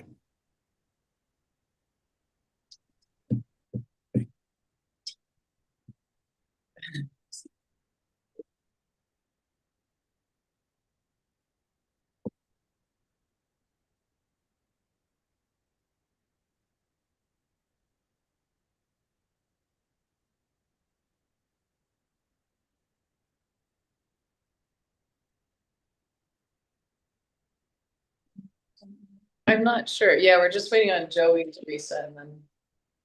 start, or I don't know. Yeah, I'd say we'll start and we can. Okay. Well, thanks everyone for giving me the time. So Jill sort of introduced part of what I'm doing here, but that's the name of the grant on the first page there. So Wabanaki Food Sovereignty through Sustenance Fishing Restoration. And I'm just going to step through two of the projects that I've been working on that are deliverables from that grant. So the first one is this research report on traditional Wabanaki understandings of sustenance, other tribal approaches defining sustenance, and traditional sustenance fishing limits. And within that research, I've undertaken some comparative research. And as Jill also mentioned, part of that has also been creating a catalogue of historical records, collaborating with some archivists at University of Maine and the Maine State Archives. And the second deliverable I have there is a report analysing the implementation of legal strategies to obtain replacement fisheries as a substitute for toxic fisheries. So as you might imagine, these are extremely overly complicated legal policy topics. And I don't want to bore anyone to death, but so I'll try to step through the highlights, things I found interesting, things that stood out. And when you come to receive the formalized reports, if you have any questions, I'll be happy to speak with you. But I'd really appreciate anyone's feedback today as well, any comments or questions. I think this kind of research, it's only as good as it resonates with the audience here and the wider communities. So Teresa, I'm sorry to that'd be interrupt. great. But can you just tell people a little bit about your background? Because I don't think everyone's met you. Would you mind? Oh, sure. Yeah. So my name's Teresa. I'm the legal fellow with MITSC at the moment, and I was brought on to help with these grants. My background is I worked in Indigenous land rights in Australia for several years, and then I came over to the States and did a master's specializing in these issues at Columbia, which I graduated from in June. Is that sufficient, Jill? Yes, thank you. Thank you. Okay, great. Okay, so moving on to the first report that I have prepared.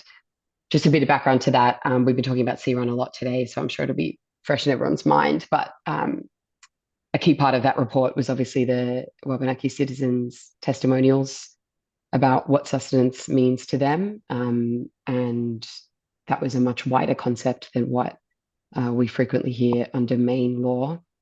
So some of the citizens interviewed for that project talked about sustenance meaning, encompassing all the needs of a person to live, encompassing some forms of economic activity, barter and trade, and wider forms of sharing practices. So the objective of my research here was to look at some other places. I've got the domestic US jurisdictions under federal law, Canada, Australia, and any available tribal codes and case law that I could find.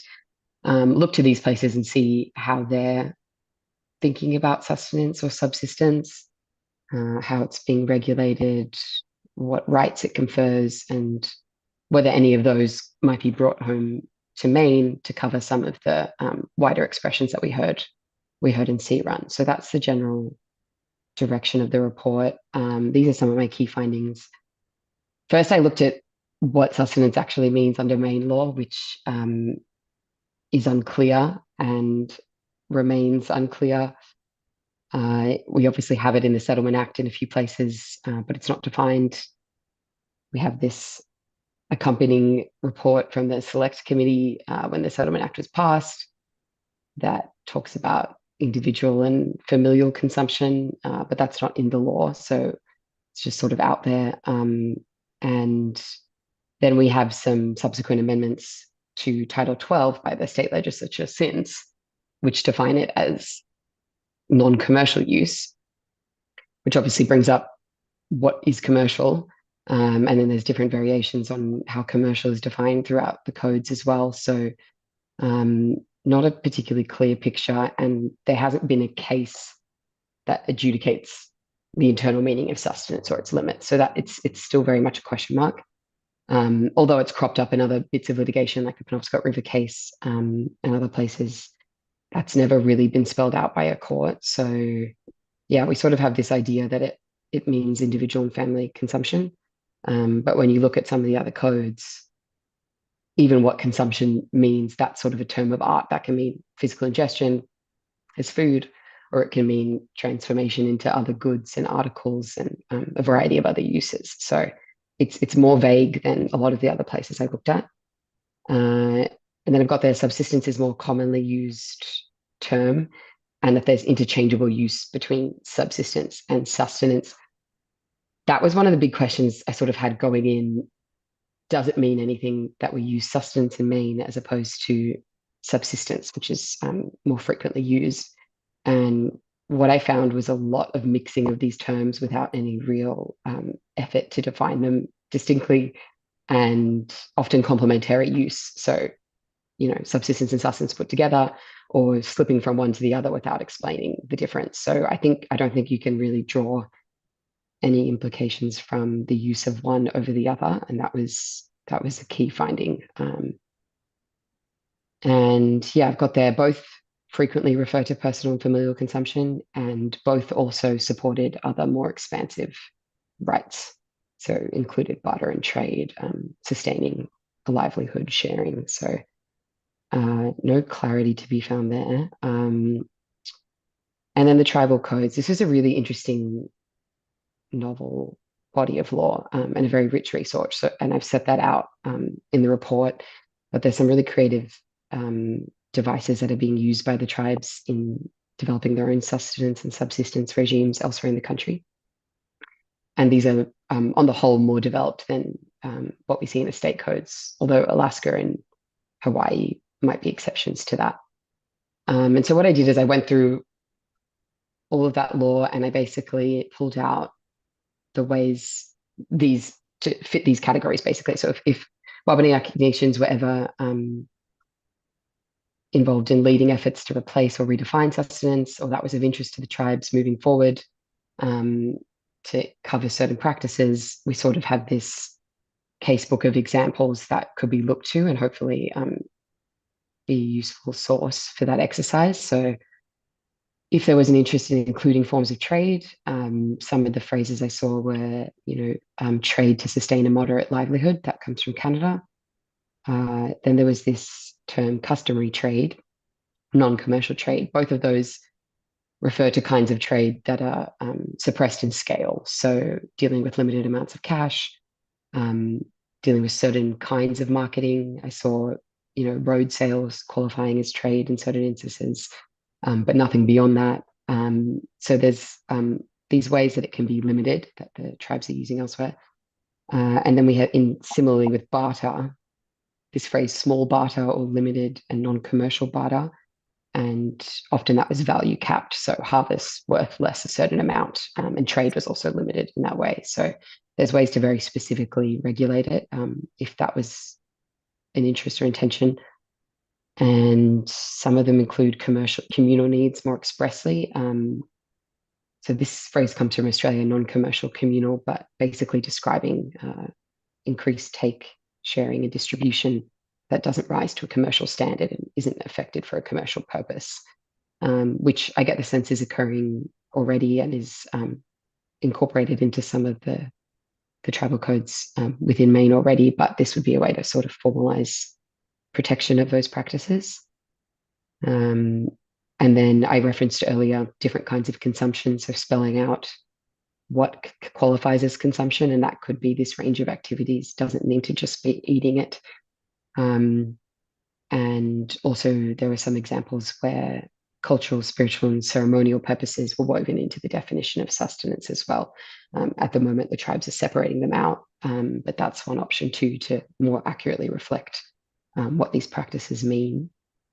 And finally, these other options, this is sort of moving away from tweaking sustenance and thinking about what needs to go on around sustenance. So as you come to define sustenance as non-commercial, the meaning of commercial becomes important. So obviously, if commercial is defined as any form of sale or exchange, it's going to disqualify a lot of practices. If commercial is defined as disposing in certain commercial channels or for profit or gain, you could see a wider range of sustenance practices protected. So that's interesting and something to think about. And also below there, I've got the other option, which is exempting tribal fishers or intertribal transactions from commercial licensing regimes, which occurred in a few places and is a good workaround, although, inserting it into state laws that can be revised and amended, obviously a less protected way to go about it as well. So it's something to think about. But yeah, on the whole, looking at this is very interesting. And also it sort of just showed me that it's not a binary of you either let all these practices in or we don't let any of them. There's a lot of daylight between those two positions, and a lot of these codes were very carefully reflecting tribal concerns and uses while also having a very tight regime. So it's not one or the other, and that's sort of useful to note down in this context. And so I'll just move on. Jill already spoke to this. So yeah, part of the secondary part of this research that's feeding into this redefining sustenance project is some of the historical research. I think we gave a shout out to Orono before, Jill, but the state archives have also been extremely helpful, so I'll shout them out as well. They have been digitizing the positions.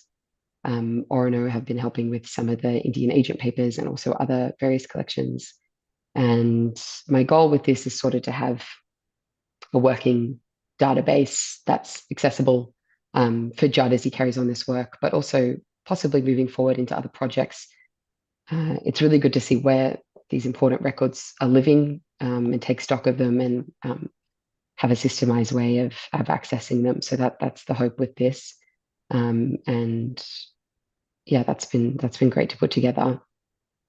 And I'll just move on to the second report that I completed. This is, I believe it was a question that you had, Jill, but I've put it up there. So basically, thinking about Sea Run and the state, some of the fisheries that the tribes still retain rights to. Much of this is contaminated and can't be said to meaningfully sustain community needs. And our legal question was sort of, are there any legal avenues to agitate for substitute resources or fisheries in light of that history of severe contamination?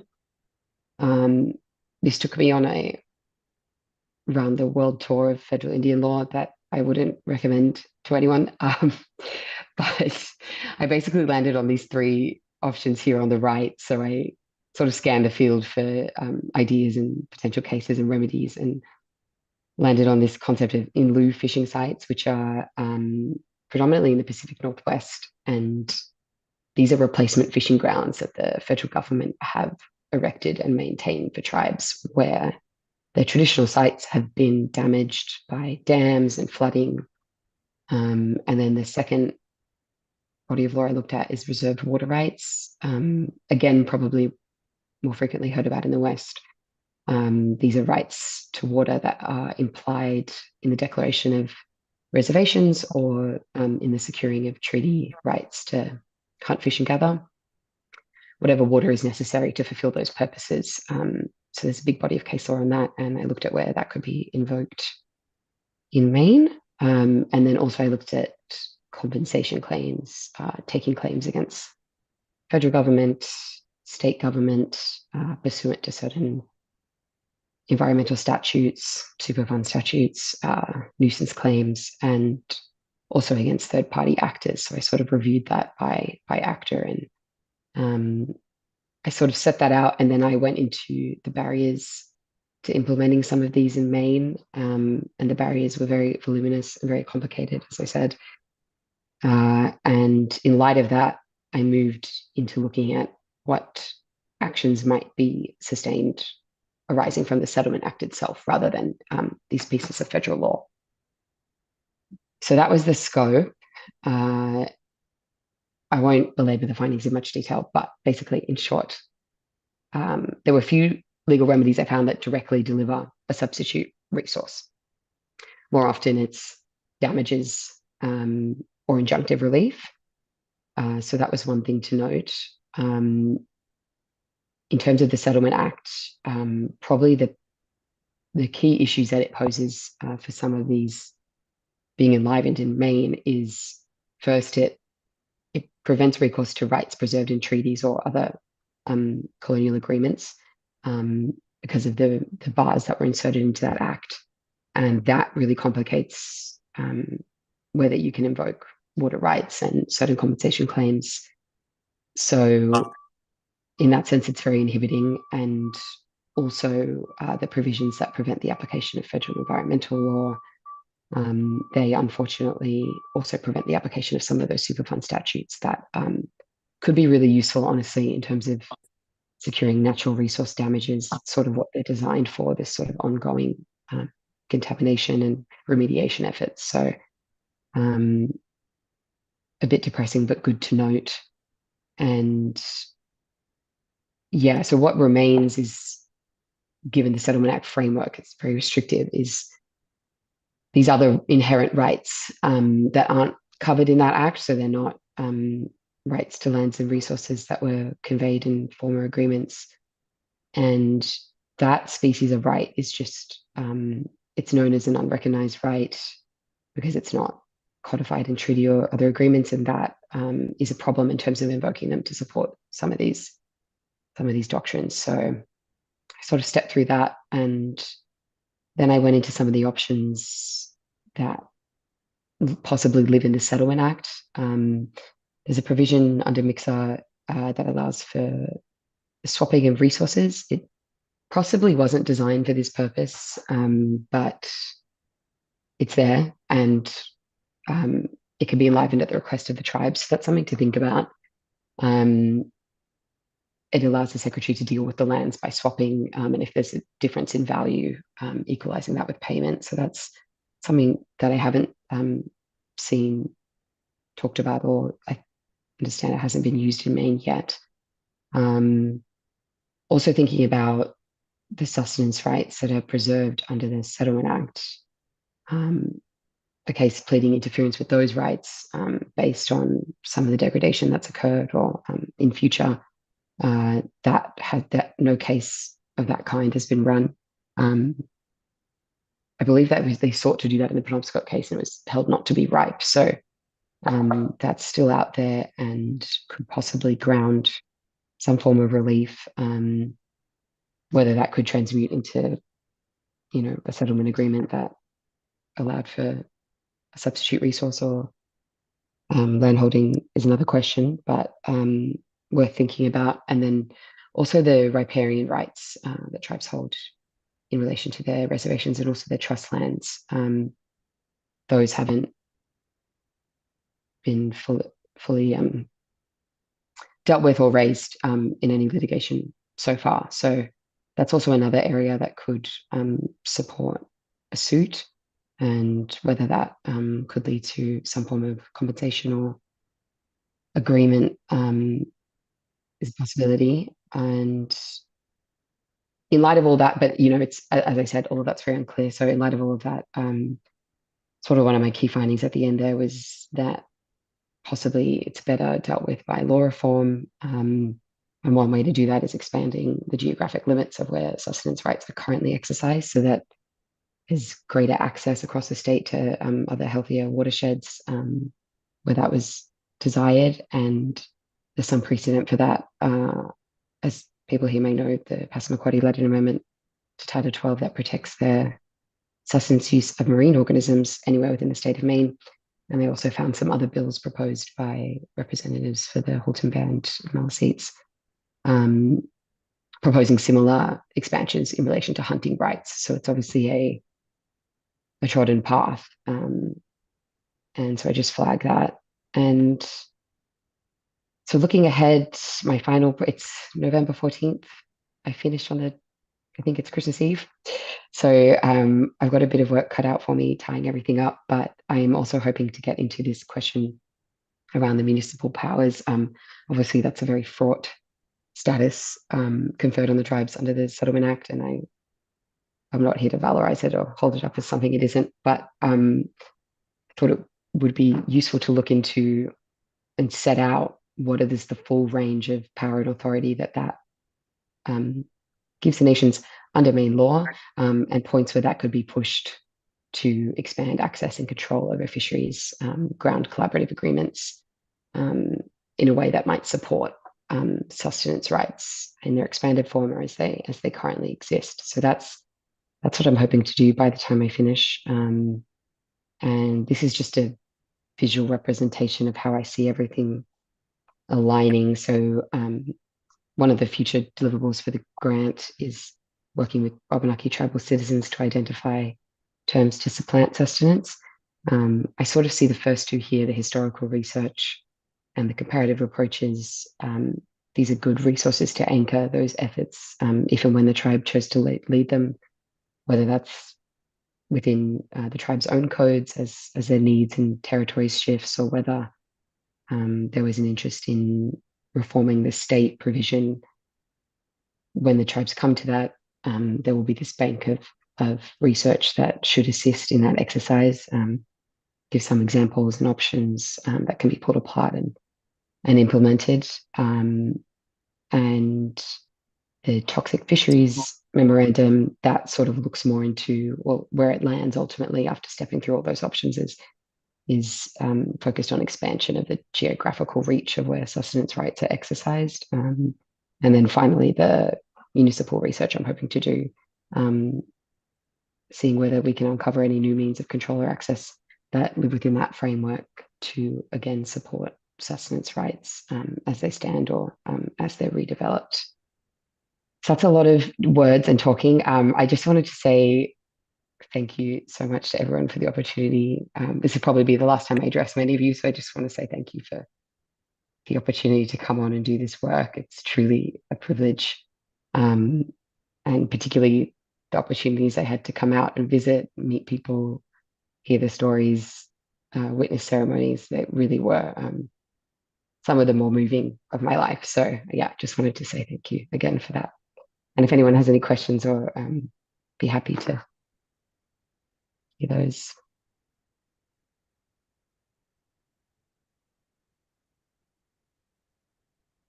Thank you, Teresa. So I have one question. So are you you said that this may be your last time to address us, is that correct? I believe so. Are you finishing up when? Christmas Eve. And then what happens? I mean, is there a,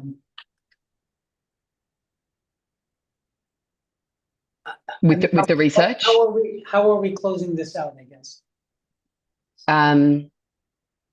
Well, I would love to be led by the commission on that. I mean, in terms of where these reports go, or what the thinking is. Two of the reports are pretty much finished. They're pretty much done. Yeah, they Yeah. just need to be formalized after I receive feedback and any concerns. Commission to what does, and it's just background for if the commission or any tribes wanted to move in these areas, right, you have it as background. So it wasn't in preparation for defending the case or bringing legislation. It was just questions. Right. So what are you doing between now and Christmas Eve?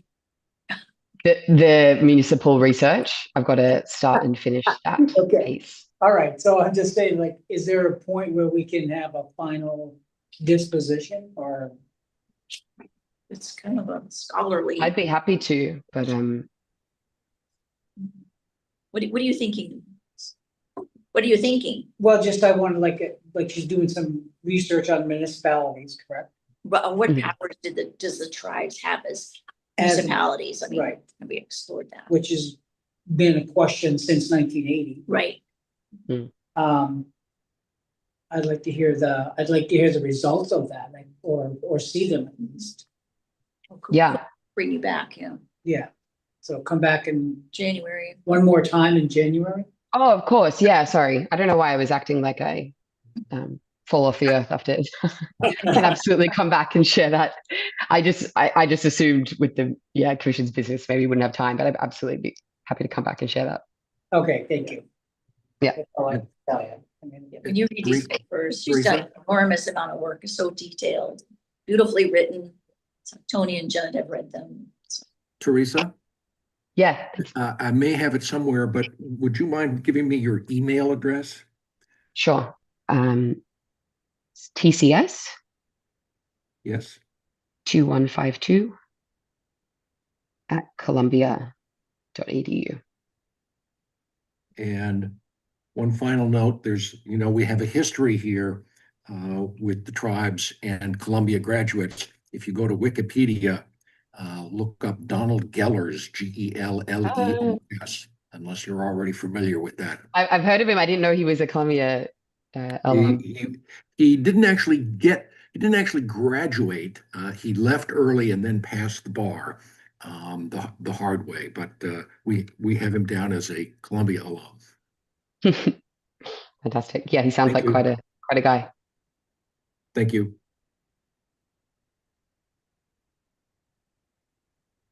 Guess you should thank Columbia too for the fellowship, because Teresa was paid 4 days a week out of the fellowship, and then MITSC paid her 1 day, so she wouldn't have to go get another job and try to do this at the same time. So Much appreciated. thank you. Anyone else?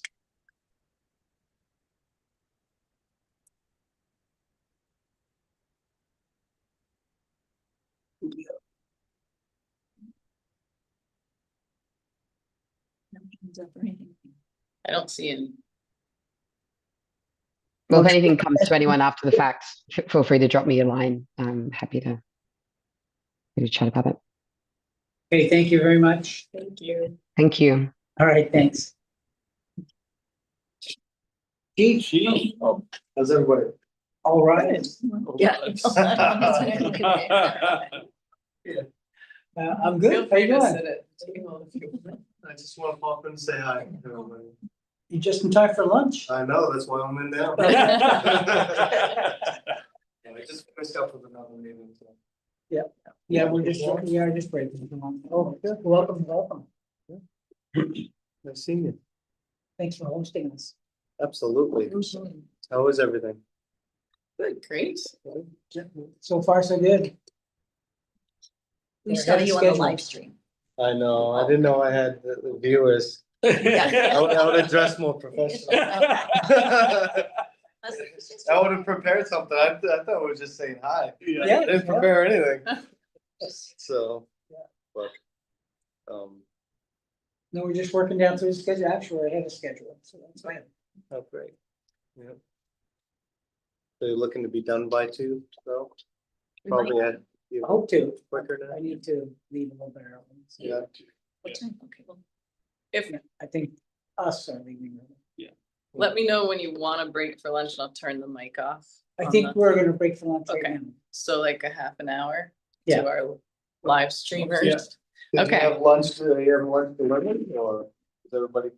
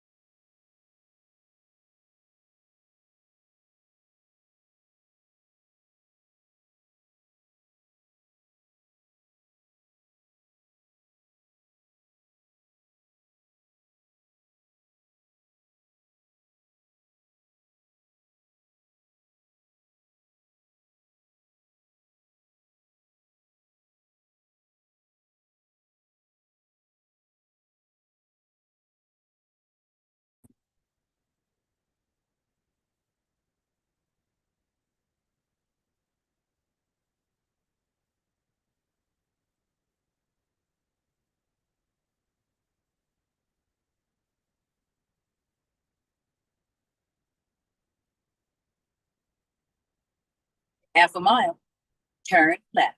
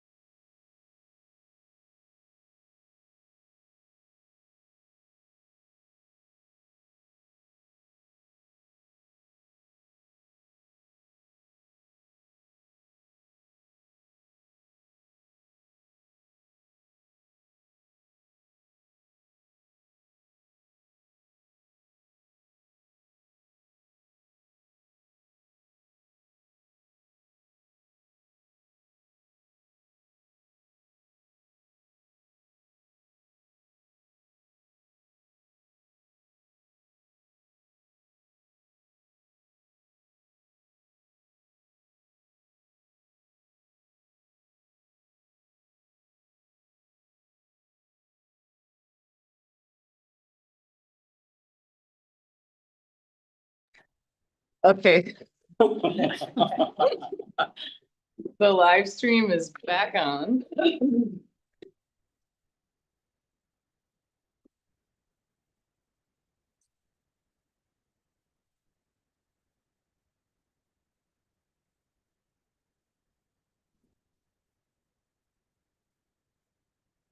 So the next item is yours. Number 8. This is a follow-up to the July 18th meeting on the bylaws. And the changes are highlighted in yellow on your copy. They're on 37 of 48. I think everything else, I didn't hear a lot of objections to the other proposed language. It was just when it had to do with the subcommittee, what their role would be. So Zeke had, he had some thoughts about it. So I just wanted to make sure does this match? How's our online folks? Are we back? Yeah, I can hear you. Okay, thank you. Yeah, Rachel, Yes. see my note in the chat. I'm on the hold with my doctor's office, and if I don't answer when you call me, I'll be back. Okay. Thank you. So where are you reading from, Joe? Page 37. 37.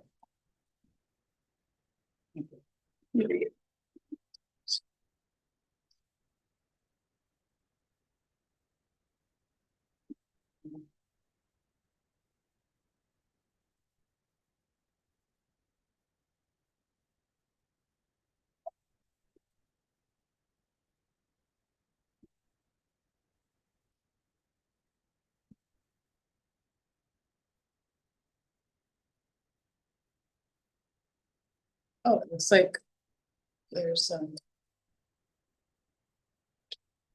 Set. Just from. Oh, yeah. Great. Welcome. Welcome. Bree and Kaya. I told them we were running ahead of schedules. So the D is crossed out, is that right? Yes. The first sentence. Because that sentence is going to be a continuation of C. Oh, no. Should be the D. Pardon? Yeah, it could be for C. I don't know if that was a deliberate choice on your part. Seems like that flows.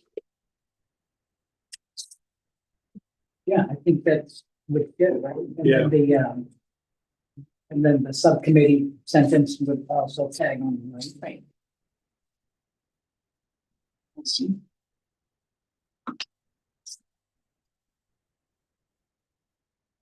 And that's a result of June's meeting? July. Yep. July. Yep. So, and I did send it out and asked people to look at it. See. Yeah.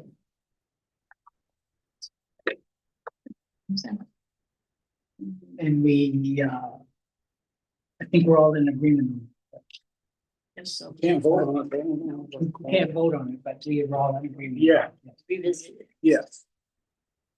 Actually, Bob is detained, I think, right? Well, Bob just messaged that, yeah, let's let Bree and Kaya. No, I'm doing two things at once, but I approve, no objection. Okay, thanks. Thank you. And please proceed with our guest before we go back to the fishing and economics issues. Thanks.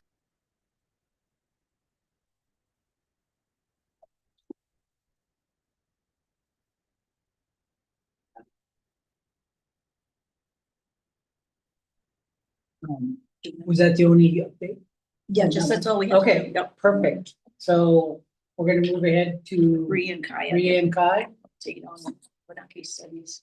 Because this bill probably will come back. And I just wondered how they were doing and what they see as the future. I know.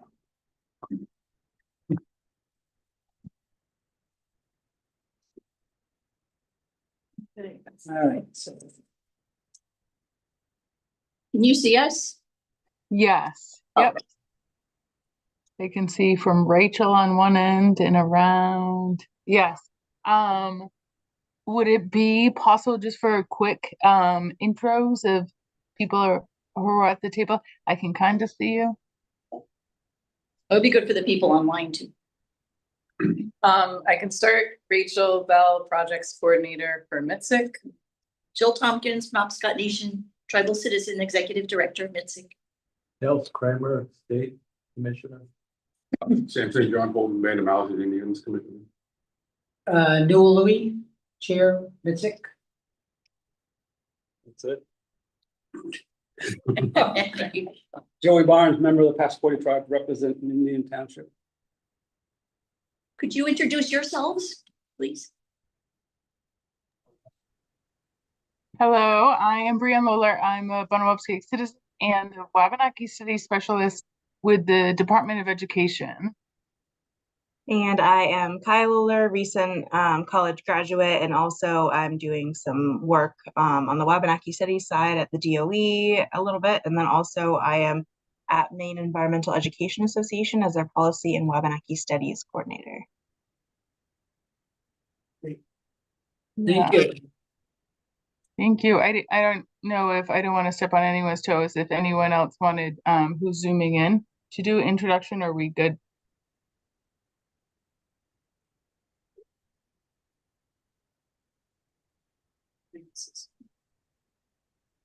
We're good. I don't see anybody replying. So. Yeah. Okay. I know wait time sometimes it's like and then you see them come off mute.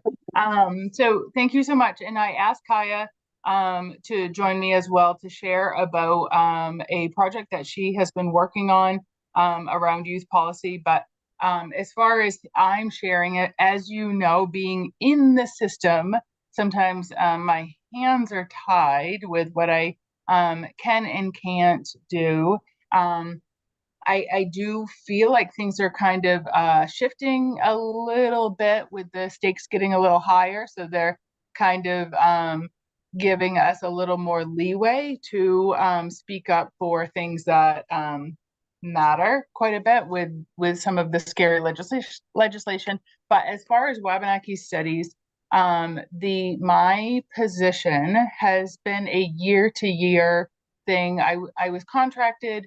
Now I am a state government employee, but it's on a limited basis. So currently June 6th, the Wabanaki Studies specialist position, in addition to the money to contract with Wabanaki advisors, is set to run out in June 6th. Now they have said internally that there's a push to get that position permanent. So if I go somewhere else or that there's always that position there and they need to hire someone and always have that representation. As far as the advisors, there has not been talk about past June 6th having that sort of funding. So this is why it is so crucial for 1474, which includes the position as well as the advisors to be put in place permanently. And Kaya can kind of speak to her role as her hands aren't as tied as mine are. Yeah, so this is something that will be a big focus of mine in the next legislative session starting in January.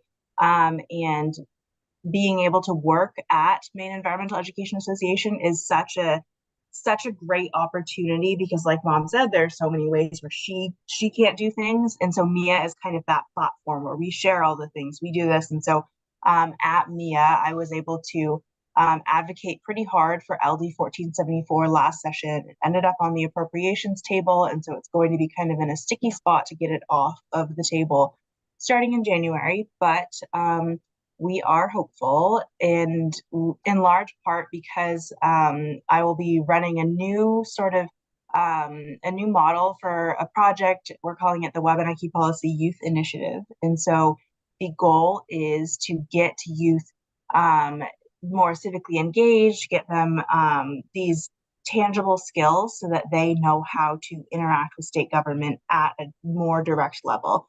And so they'll learn how to write testimony, they'll learn about bill tracking, what is lobbying, all of these different things. And so we'll be focusing on LD 1474 as well as a couple other bills related to sovereignty that will be deemed as priority bills by the Wabanaki Alliance. So we'll be in close contact there. And we also are centering Wabanaki youth in the very core of this project, because obviously it's very, I know I'm preaching to the choir right now, but it's very important to have those Wabanaki voices at the center of guiding ways to advocate for Wabanaki sovereignty. I could just go on and on about that, but I'm super excited for this project. We've already lined up at least one youth from 5 Wabanaki communities, including Odanak, which will be super exciting to kind of like bridge that kind of like international sort of border as well, and look at how government is kind of affected on each side, and like what is a border, this rudimentary sort of thing. So that's super exciting. And we're also, I will put a plug in, I know that there's so many youth that would be interested out there. We just need to find them. And so we're still looking for a youth from Zabiak, and our age group is like, we're looking at like 16 to 24-ish, but that can be flexible. So yeah, just putting it out there. And so we'll have our core group, and then we'll also have like an outer circle where youth can still be involved, even if they don't have as much time to really like get down to the core of it, and like campaigning, lobbying, all that. And so that circle will be open to Wabanaki and non-Wabanaki youth, because it's just as important for us to have our allies in these spaces too. So yeah, anyway, I think that'll be really awesome too, because obviously like the biggest change starts with our youth. And so giving them those tools to really like rise up and make the changes that they want to see will just be amazing. But anyway, I'll lobby it back to you. Yeah, in part of the work that, like, speaking of lobbying, that she's able to do is like go down there when they're talking about the bills and talk to legislators, and she's been emailing people on like committee members, and yeah, so then that outer piece that I can't advocate for my own position. And the other thing with the youth policy initiative, they have been working on, I think you're about halfway with the fundraising. That's another thing. I can also send you all, maybe I can email them to Jill, and Jill can distribute them. I have the concept note, which kind of gives a better idea of like all the inner details of the project, as well as our working budget, to kind of get an idea if anybody knows any grants that we could apply for or any potential funders that might be interested. Please let me know. We're going to go forward with it regardless, and like pare it down as much as we need to, but we would love to fill that full budget also. I know, last thing I promise, and then I'll move it over to you, but we would love to, throughout the session, we're going to have weekly virtual meetings with all of the youth, and we would love to line up some like Wabanaki advisors. And so any Wabanaki people that have any sort of their career touches on the policy realm in any sort of way, we would like love to have you come in, talk to the youth about your position, how you got there, your experiences, like any sort of advice you have for them. And so I know a number of you on this call right now would be amazing to have in there. So definitely expect me reaching out if you don't reach out to me first and say, hey, I'd be interested. But yeah. Any questions? Excuse me, 1474, that's not the bill that was paired with African American Studies, is it? Is it a standalone bill? It is a standalone. And so it was way back when, right, it started to merge with African American Studies, and then this last legislative session, they made it very, very clear that it wanted to be a standalone, and how important it was. And Senator Rachel Talbot Ross absolutely agreed to have these separate, and there's a lot of support behind that. Yeah, I remember that hearing, because there was also Asian American Studies was being proposed. Yep. And that one, that actually, because there wasn't a fiscal note, that one did pass through. And then African American Studies, as well as 1474, Wabanaki Studies is currently on the appropriations table. So I'm not entirely sure what Senator Rachel Talbot Ross's plans to move that forward, but yes. I was just wondering, can you talk a little bit about what's available for curriculum? Because I know you've been doing a lot of modular. Yeah, yep, absolutely. So the first year we did the modules, so there were 7 modules that teachers could use in parts or use the whole thing, and or students just kind of can go through that. And that was kind of like my foot in the door. We did those. A lot of people say the most modules, they're really only 7 of them. They're amazing, but that's teeny tiny for what we did. The following year, I think we are up to like 25 educator guides. So it's curriculum. So it's like kindergarten educator guide. So it's like Wabanaki Studies curriculum for kindergarten, first grade educator guide. And then we have specific ones on different things, like getting outdoors. Like there's a whole thing for that. So there's 25 of those. That's what we did in year 2. And then year 3, because there's only one of me and I get a lot of requests, people say that they can't teach it without professional development. And there's only so many of us that can go and visit and do this sort of thing. So we made micro courses, and this was part of, as you remember, LD 291, that was one of the big fights. And one of the big fights for 1474 was they said teachers need to be trained in it. They need to, and so they wanted to add it to the certification. But then people are like, who's going to pay for it? Like, schools can't send them to the university to take a course. DOE's not going to send them. And so that was like one of the big things that like people were saying, no, we're like the DOE too, saying we can't support this because there's a teacher shortage and we can't. So my answer to it was like, we're going to create this professional development that's completely free, like self-paced. And we have over 260 people who are already taking the first one that like I think just dropped like just a few months ago. But then they can get contact hours for it, and it helps with their certification. And so that, and there's the essentials, who are Wabanaki History of Dawnland, which was split into 2 parts because it was, so massive. Wabanaki Worldview and Relationships. Empowering educators, which talks all about LD 291 and all of the mandates and the laws and where we're at, the standards, like all of this stuff, just so people know, like, there are so many teachers that just don't even know about that. And then the intersection of climate education with Wabanaki Studies. And so that is what we worked on year 3. And now we're expanding on all of those going into year 4. Would those possibly be available to non-teachers? Because Rachel and I are working on the Wabanaki Cultural Competency course, and it sounds like you might have some great material that might be helpful. Oh, absolutely. Absolutely. Yep. I can, we'll send that along because you're going to send some information too.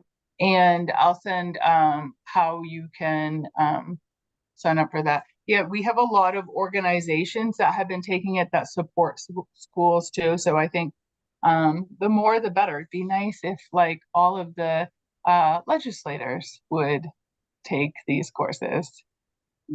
Yeah. Will there be any kind of a certificate if somebody completes all of the? Yeah, we're working on like, and the nice thing, because DOE holds a certain like clout, like that, there will be you are certified in that sort of thing. But right now it's not, I was hoping if you build it, they will come kind of thing, that it's available, it's free, that we could kind of put it into the law too, that it was a required thing, but I think that might hang people up. And so now it just has to, we just have to get it out there and hope more people take it. Yeah, so what teachers get contact hours for it, which counts towards their own certification, Mhm. and then but anybody can get the little badges. Yeah, related and to the course. the idea behind it is like, so it's something you could put on the resume that I, completed this level, or I'm competent. I don't know about competent, but like yeah, proficient perhaps. Maybe we could help promote that somehow, the availability of that, like through the MITSC website or tributaries. Absolutely. Sounds good. Yeah. It's like a feather in their cap though, to get the certificate, I think, so. Yeah, exactly. Yes. Feather in their. So I have a question for Kaya. This is New Louis, by the way. I can tell by your voice. So you said you were working with youth to try and do that, following the bills and all of that. So, and Zebaik, who did you reach out to, or how are you reaching out to the communities? You said there's one missing from Zebaik. Yeah, and so I've reached out, I was reaching out through Wabanaki Public Health and Wellness. I talked to the people on Youth Council, Nancy LeCoux, Shanoa Kamek as well. I'm also kind of like co-coordinating the project with, I've pulled in Sage Phillips, who's now, is it fellowship? She's a fellow at the Wabanaki Alliance right now. And so she said she was going to talk to their board, and she was on it. So that's Okay. in Sage's court too. But if you know of anybody else for me to reach out to, please let me know, because I think you have something that you send out to individuals. Yeah, I have a flyer. I can also attach that in the email that I send out with resources. Okay, great. I'll Yeah, forward it on. Perfect, because they have someone from Medokmaguk, but like wanting to get all the communities. Yep. I have to look at LD's 1474. I guess just how are you preparing for the argument? Maybe saying you're doing a great job, you're getting the word out. Why do you need more money? Why do you need more people? You're doing fine. Yeah, were you gonna say something? I can. No, go ahead. I know we're doing so myself and the executive director at MIA, Olivia Grissett, who is fabulous. We're doing like a lot of front loading, prepping for the session, trying to like strategize and find ways like, okay, how are we going? Because obviously like people say like bills go to the appropriations table to die. And so we're like, we do not want that happening. We want to make sure that we can like pull it off. And so we're lobbying with like the co-sponsors as well as the folks on the appropriations committee and trying to like make space for those conversations and like talking to them, because like obviously we believe so strongly in this bill and what it speaks for and such, but sometimes people don't totally like understand and see it, especially if they don't have that education background, and so they like don't totally see like why is this important versus like other similar bills and such. We also have discussed certain things. I think that the youth will be so helpful in a number of ways, but like one, even like especially nowadays where like social media like goes so far. So if they like made like little like reels with like interview clips or something with them talking about like this is why it is so important for Wabanaki studies to be taught in all schools, or this is how my own experience would have changed if all of my peers had Wabanaki studies taught sufficiently, like all through every grade. And so that's kind of our prior to the project starts, we're just focusing on kind of like gaining our footing. And so we're in a good place once we're ready to like actually get it off the appropriations table. But I think that there's so many ways, and just making space for the conversations is probably the number one most important thing at this point.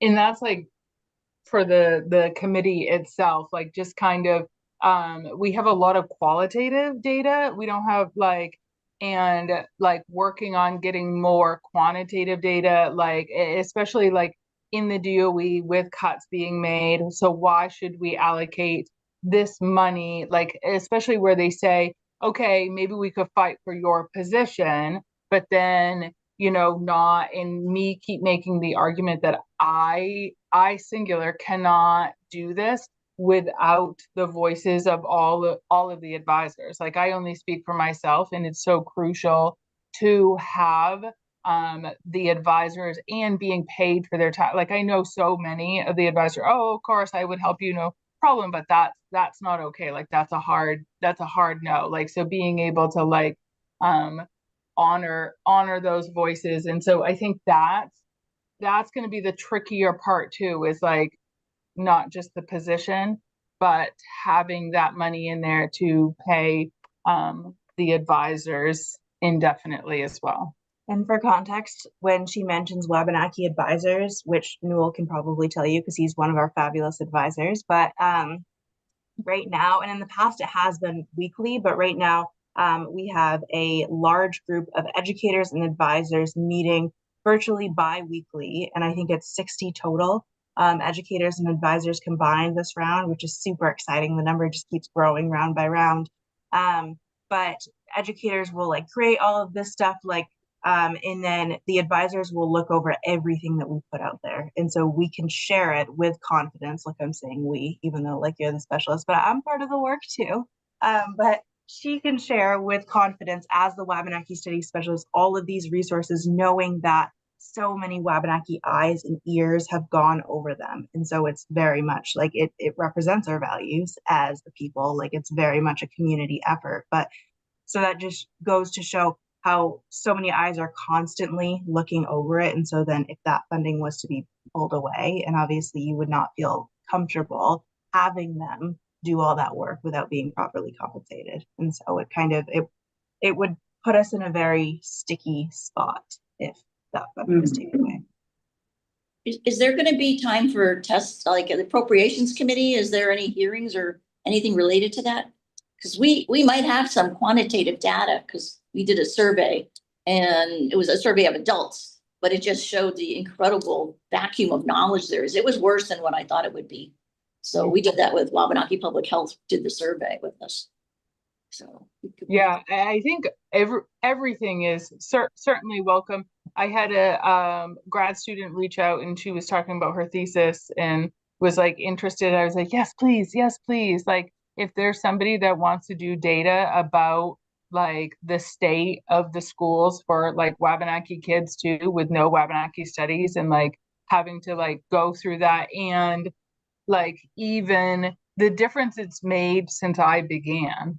And like, so we are making a huge difference. So kind of having, any and all data it is welcome. So then the people that are like, so Courtney, will often go there. So like if Courtney had that, like they could speak confidently with and have those facts and figures, because so much of it is too, like, how DOE is like, we are neither for nor against. Like, they always write their thing, but there's always a little something in the letter that kind of sways it one way. So like having them come in confidently and say how important it is. The other thing is like when they attach the fiscal note, like that's one of their tricky, and I'm not saying, ooh, I don't know, that sounded bad. But that's one of the things where if they inflate the fiscal note, then they're making it easier to like say no to it. So I just think that it's a lot of education that needs to be done in many, many spheres. Yeah, I would love to see some of that data too. I mean, it's something that you could potentially share like within the DOE system, but also my executive director and I are setting up a meeting with the commissioner to talk about like all of the bill, the future Wabanaki studies, and all that's going on. And that could be like a really key piece to share at that level as well. And there won't be another official public hearing, but definitely lobbying time and time for people to call their representatives and people on appropriations. And so there will always be ways to kind of like keep putting that word in, even if it's not the official public hearing space. Thank you. Yes, thank you. A lot of layers for sure. So is the money side of it the biggest sticking point? Is that what holds it up? I feel like it's easy to say that the money is the biggest sticking point. It's like the scapegoat. Yeah. So like, and not to say like there are a lot of people that truly believe in it. And you know, a lot of people, if they said if they had all the money in the world, absolutely we would do this. But then I also think sometimes people just could use that as an excuse too. Yeah. Do we have a number, like, I know on the reservations, we have our own elementary school, but a lot of our kids go to high schools in the area. I mean, do we have a number? Do we know a number of, like in the Bangor area, there's several schools our kids can be going to. Around here, there's 1, 2, 3, I think 3 or 4 high schools our kids go to. Yeah, I bet we could definitely get that data. I have meetings with my counterparts in other states that are much more connected. The DOE is much more on the same with MITSC and in the ours is Maine Indian Ed, but BIE like school like. And there's definitely a disconnect. Like the liaisons, I know the liaisons in all of the different departments, that's not following through fully to the way that that it should be. But that's a perfect example. At DOE, the liaison should know all of that stuff and should be like really, how do we, you know, strengthen those relationships and but yeah. Yeah, I could go off on a tangent on that too, but I was like, okay, this is the focus. But Yeah. on the side, if you want to keep nudging that, hey, what's going on with these liaisons that are by law supposed to be in each department? And that's another piece too. I feel like, I mean, here we are fighting for one Wabanaki Studies specialist position in addition to like contracted advisors, but there are states that have whole departments for like local Indigenous studies, and like it just like they have dozens of staff members in that department. So it just, we're definitely behind in that area, but this is a start. Yeah, for sure. And we're totally preaching to the choir. I know you guys know how grossly behind we are here. Yeah.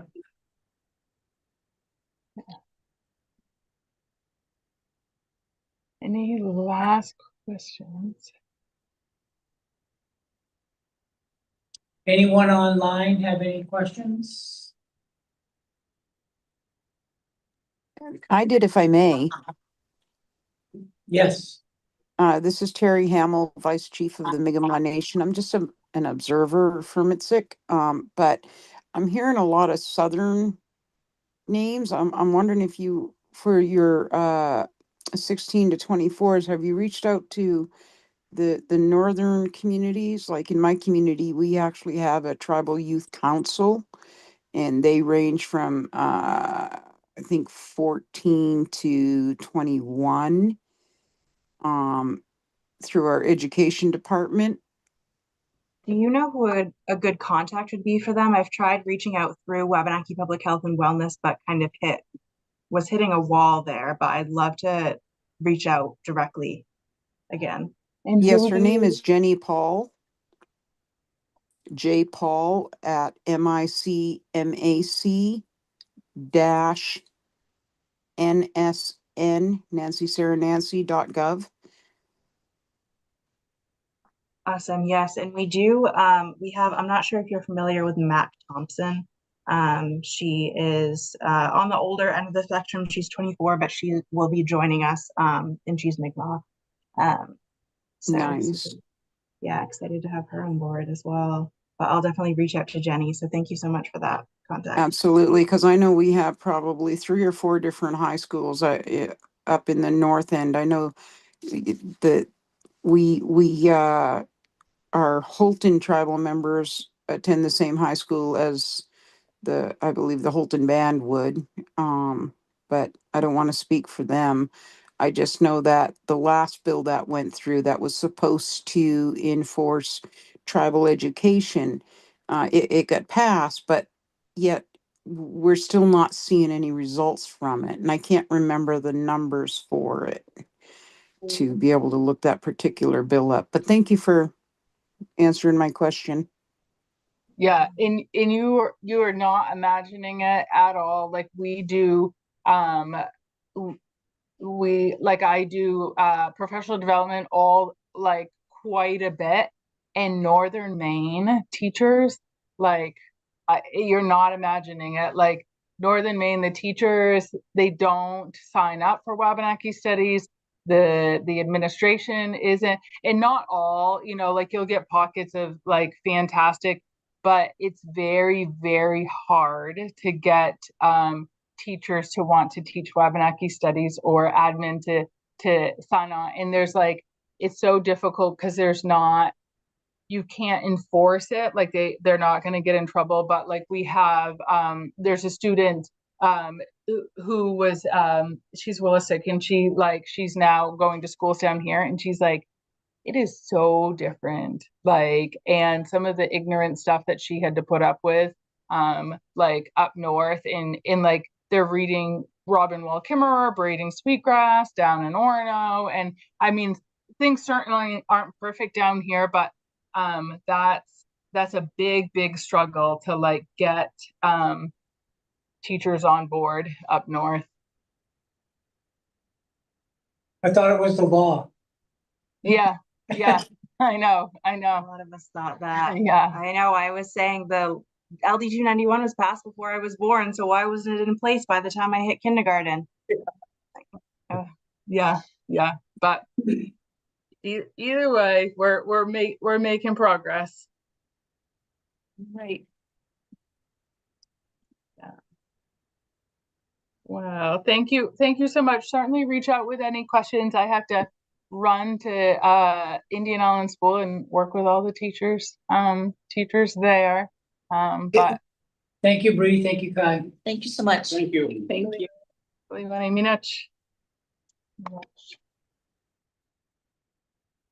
Be cool to make C run into one of those modules. No, we're supposed to be doing that. Yeah. But like I'm thinking high school materials, like perfect for our adult learners. Yes. Yeah. Yes. Well, they might even need it first grades. So we moving back up the agenda to Yep. Robert? Yes. Robert. The Bob show. It's back. There he is. Are you Robert, ready, take away.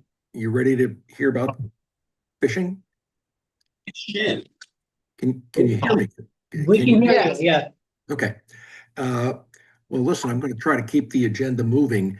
I won't get into all the substantive details, except to say there's a lot going on. And I'm sorry I didn't bring you all up to date sooner, but I did send around yesterday a copy of the email that I sent to the whole fisheries group last month, October 10. And that, if you get a chance to read it, will lay out all the substantive issues. The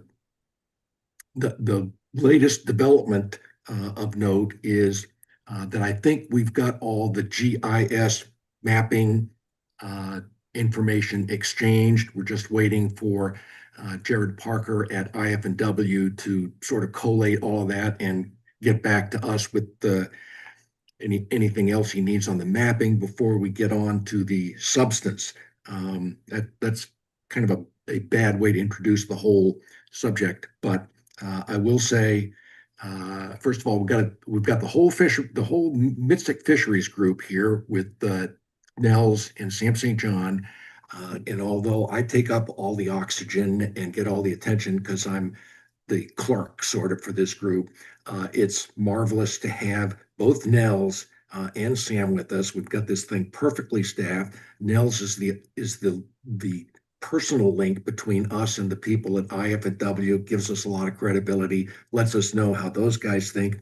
Sam, you're in a perfect place because your band is just starting up its whole fisheries regulation program. So it's good that you could be there at the start and manage the GIS program. Anything like this that is either new or you haven't done in 20 years before, there's going to be unexpected obstacles and hazards. The major one of which so far has been that GIS mapping. I can't really explain it, but I guess mapping has gone from paper maps to this computerized business.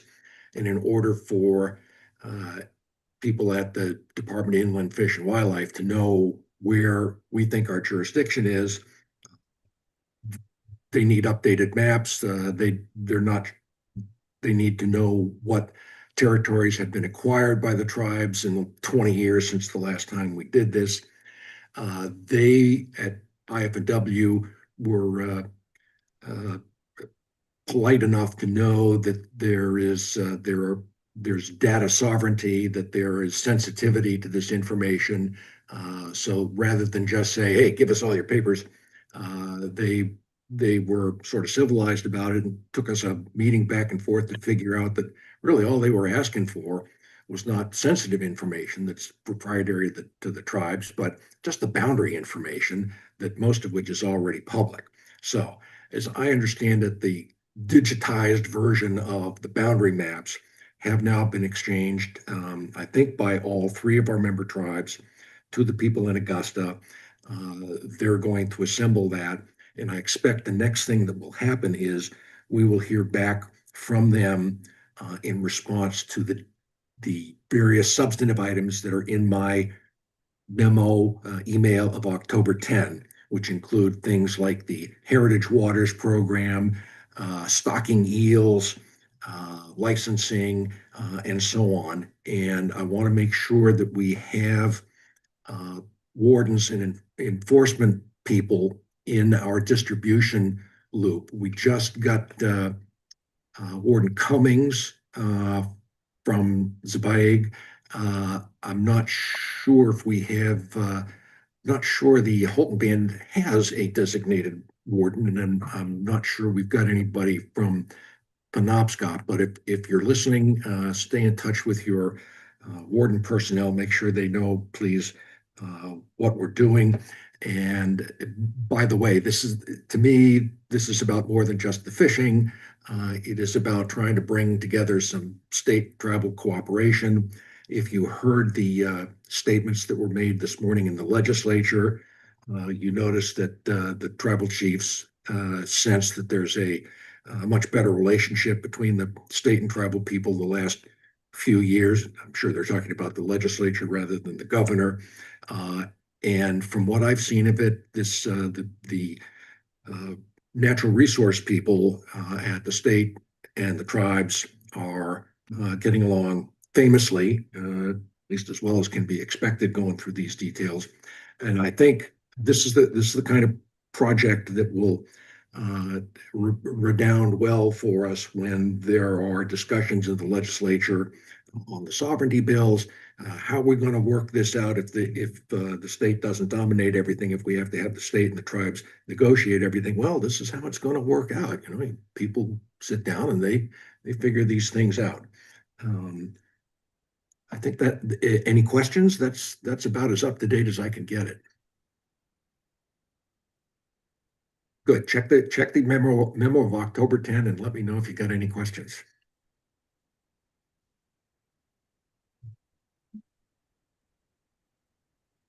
October 14th?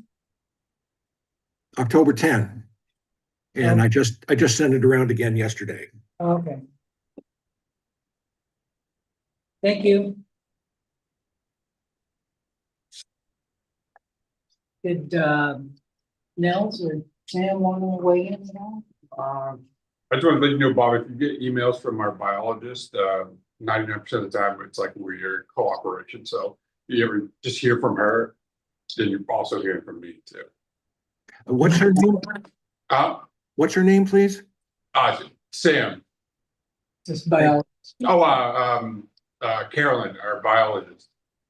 Yes, I just was back and forth with her yesterday, I think. Yeah, so her any correspondence you get from her, usually we work together on that. So if you don't see my name there, we pretty much kind of put the email together.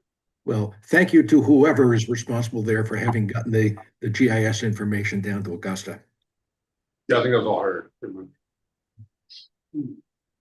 Bob, what do you think the next steps are? The next step, I think, will be for Jared Parker to tidy up any details that need correcting. And then I would expect to hear back from him in response to the substantive items listed in my memo of October 10.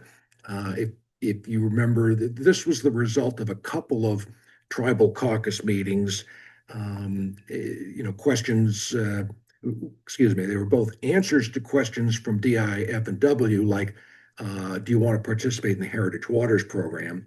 And questions that arose, I think this one came from Mr. Dana, like, what would you think of the tribal nations stocking eels, which is one I haven't heard before. That's in the email of October 10. His original answer to that was basically that some of those questions were above his pay grade, and he'd get back to us. But I think he has wanted to get the boundary map straight before answering the substantive questions. So to answer your question, Jill, I would expect the next thing we hear from them will be, okay, we're ready to get back to you on the substantive points, and God help us, it's probably going to mean another meeting. When you say another meeting, is this going to be a meeting between the tribal and state biologists?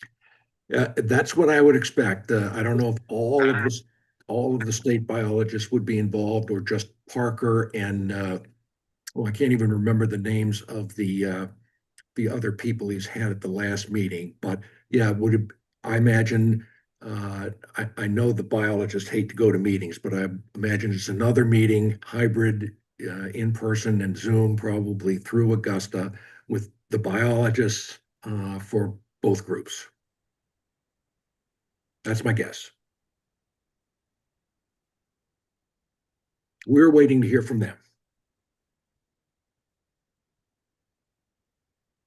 Okay, Thank you. thank you. You're up again, Bob. Oh, you're ready to go right on? Is Darren still around? Darren, are you there?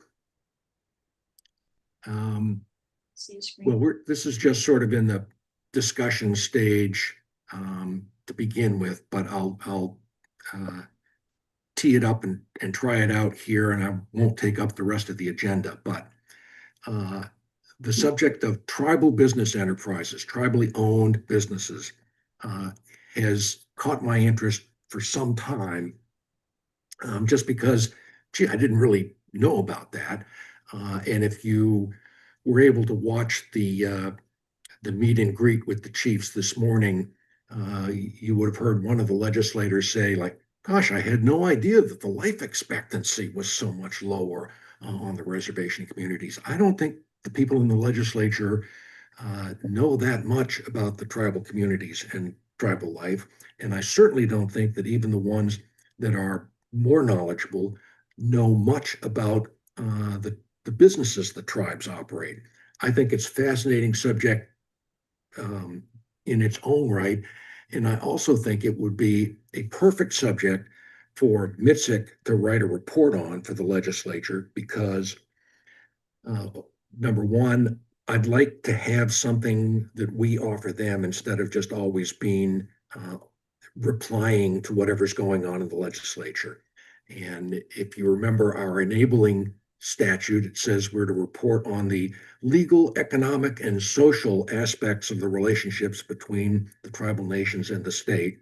We've done a lot on the legal relationships. We've gotten pretty well into the social relationships, at least with C-Run, but we've never really reported much on the economic relationships. And I was advocating for a study like this, I don't know, a year or two ago.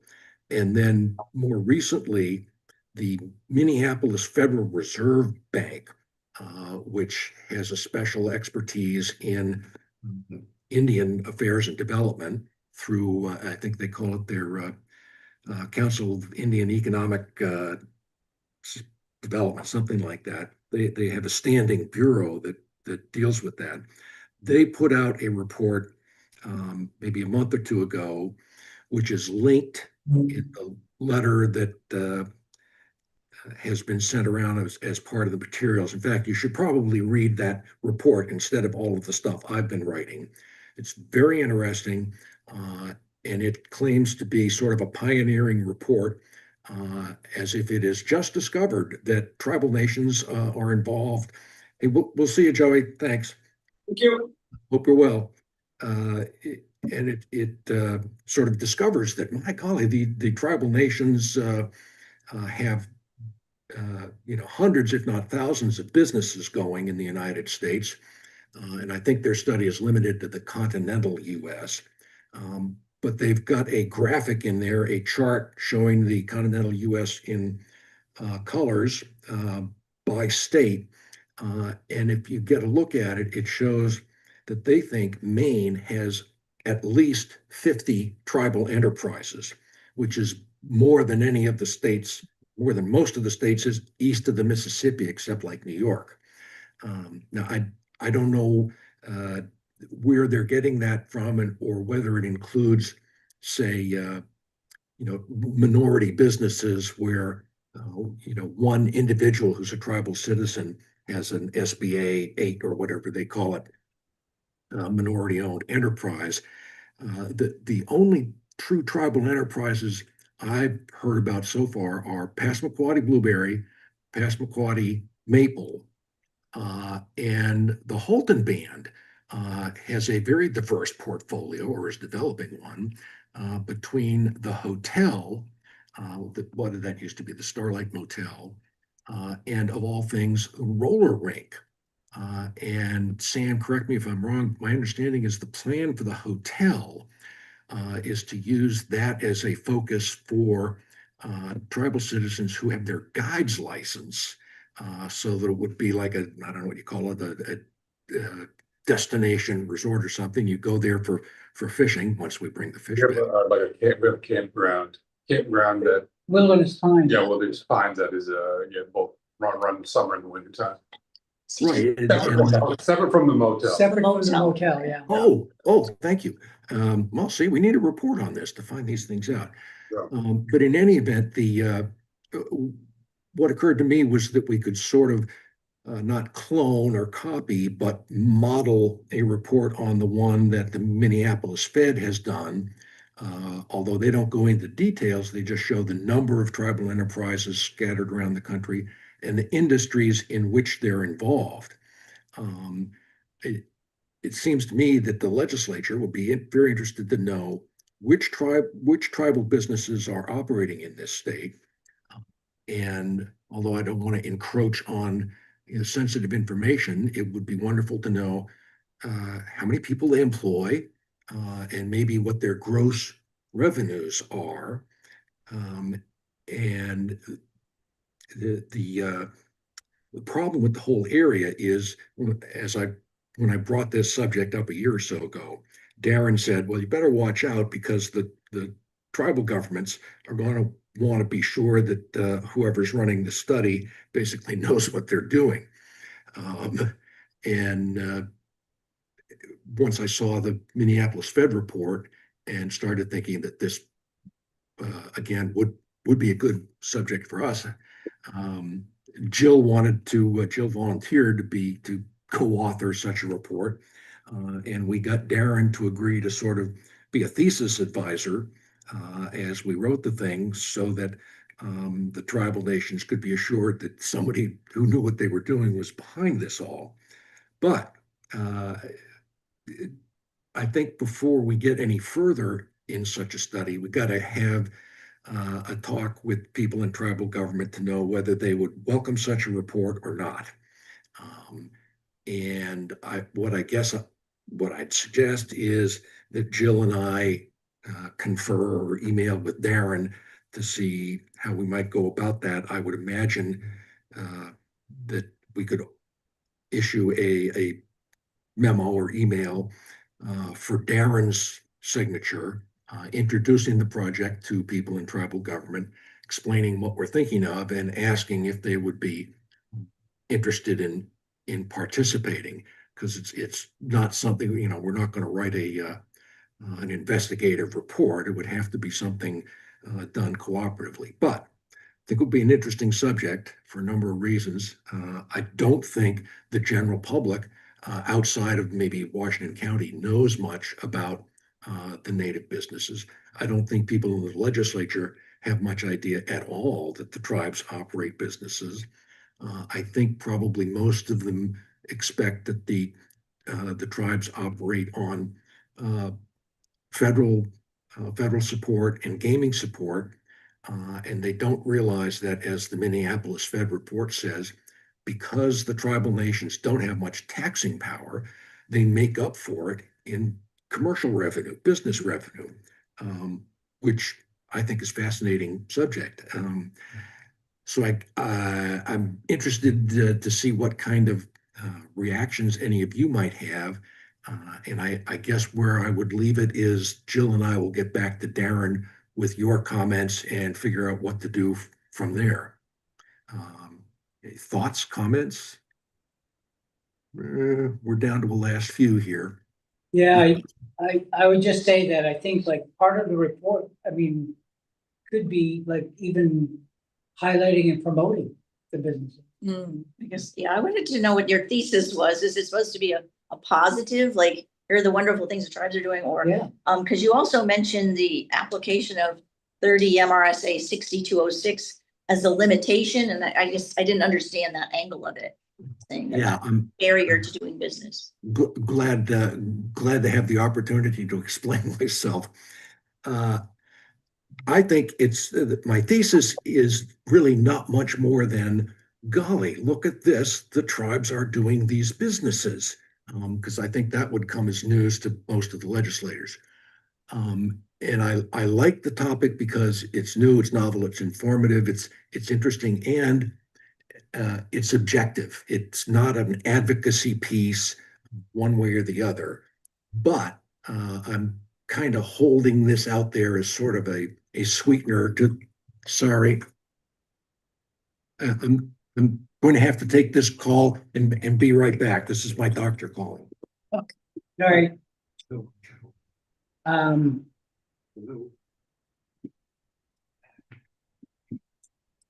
So the number 12 is all we have left. We want to talk about MITSC office and story. Yeah, and then part of that, it's kind of hard to separate it, was also. I'm back. Oh, yeah. Oh. Yeah, as long as I'm alive, that's all they care about. Okay.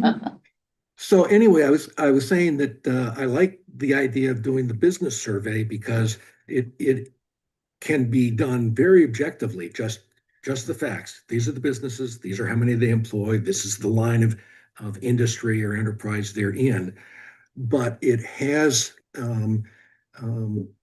the added feature that the more business the tribes do, the less it looks like section, 6202 makes sense. That's the one that says a lot, but among other things it says, and for all practical purposes, we're going to treat these tribes as municipalities. Well, municipalities under state and federal law do not do business, with very, very few exceptions. It's written into the charter of most cities and towns. Cities and towns don't go into business because it involves a risk that they don't want to take. It soaks up capital, which amounts to a tax. It requires business acumen, which a lot of municipal government officials don't have. And in a lot of cities and towns, it would be a disaster to be running a business and have everybody turn it into a stockholders meeting. I don't know how much more smoothly it goes with the tribes than it would go with a municipality, but the tribal nations have been able to do it in a way that municipalities cannot. That's a roundabout response to your question, Jill. What's your thesis? The thesis would be basically, look at this. The tribes are running these businesses. They employ this many people. Maybe they employ this many non-native people. they have this amount of gross sales, they serve these customers or this industry, whatever it is. And then it doesn't even have to be so much a part of our thesis as something that others can stand on to argue that look, that the more business the tribal nations are doing, the less they look like a municipality, and therefore the more Section 6202 is irrelevant and probably ought to be repealed or replaced. Nice. I agree. And just FYI, Bob, Yes. I'm 13 years beyond my expiration date. So How long? 13 years. I thought you expire in January. No, my life expectancy. Oh, yes, yes. Amen. Zeke? I mean, first off, I like the idea. I think it's I think it could potentially be wonderful, but it's also something that we need to be careful with. We need to make sure that it's I mean, sensitive information, that it's a solid chance that there are some tribal communities that don't want to participate. And if that's the case, then that's something that we need to make sure we get permission from, directly with these tribal governments. But, from my own personal perspective, I think it sounds like an awesome idea. I mean, it's one of the things that we're in the State House constantly talking about. I remember the Harvard report on the lack of access to federal beneficial laws. That described, I remember the phrasing was economic engines for rural areas. And I love that. I mean, because it's true. How many people do we employ for Holton Band around Holton and the surrounding area? It's a lot. We're one of the biggest employers in the entire area. And that's something that I think should be highlighted. And I know I've heard other tribal communities say the same. So I think it's a really beneficial idea to get out there, and it informs the discussion, but we also got to be careful. Thank you for that, Zeke. I understand the sensitivity. Part of my argument to Darren for why we might press ahead with this is we have total editorial control over this. If Jill and I, by some fluke, wind up with a report that doesn't meet the approval of tribal government, well, just vote against it. We don't have to publish anything if we don't want to. But may I suggest that you and the other tribal reps just sort of stir that around when you get a chance to talk to tribal government. My pitch would be that we're not going to have drones or satellites looking over the property. All the information we would get would be voluntary, basically, whatever's on your website and whatever your managers are willing to share. And I don't think that detracts from its objectivity at all. That's the way the whole business world works, is you got to basically take what the insiders say as gospel. But thank you. Let's keep talking. Anybody else? And I'll put that down as interest and possible approval, but Jill and Darren and I will talk about it. We'll be back. Sounds good, Bob. Thank you. Thank you.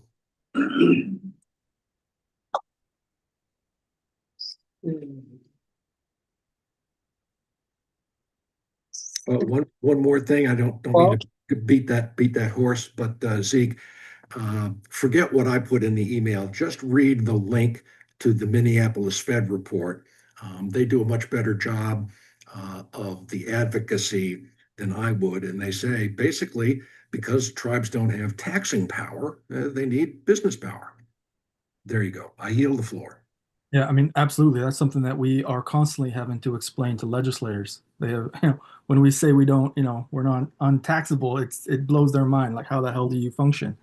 This is how. We do hard work, and hard work benefits the entire surrounding area. So, can I make a comment? Please. When I was up north and got a tour of the Mi'kmaq farm operation there. I remember being very impressed, especially with my background farming, that it seemed like the Mi'kmaq Nation was hosting a market that benefited all the surrounding farmers and food producers. So, because they have this beautiful indoor space and a kitchen for value added stuff. So it just struck me as a story that's worth telling to a wider, more to the rest of the state, because it was really inspiring me to see how what they were doing was benefiting the entire community, native and non-native people, and helping the local community access local food, which personally I'm really passionate about. So that's one story that I think would be great to have out there. We ought to at least invite the Mi'kmaq Nation to participate in the study. I will definitely bring it up at the next tribal council meeting. Oh, I'm glad you're here, Terry. But I ain't got nowhere. I'm just very quiet.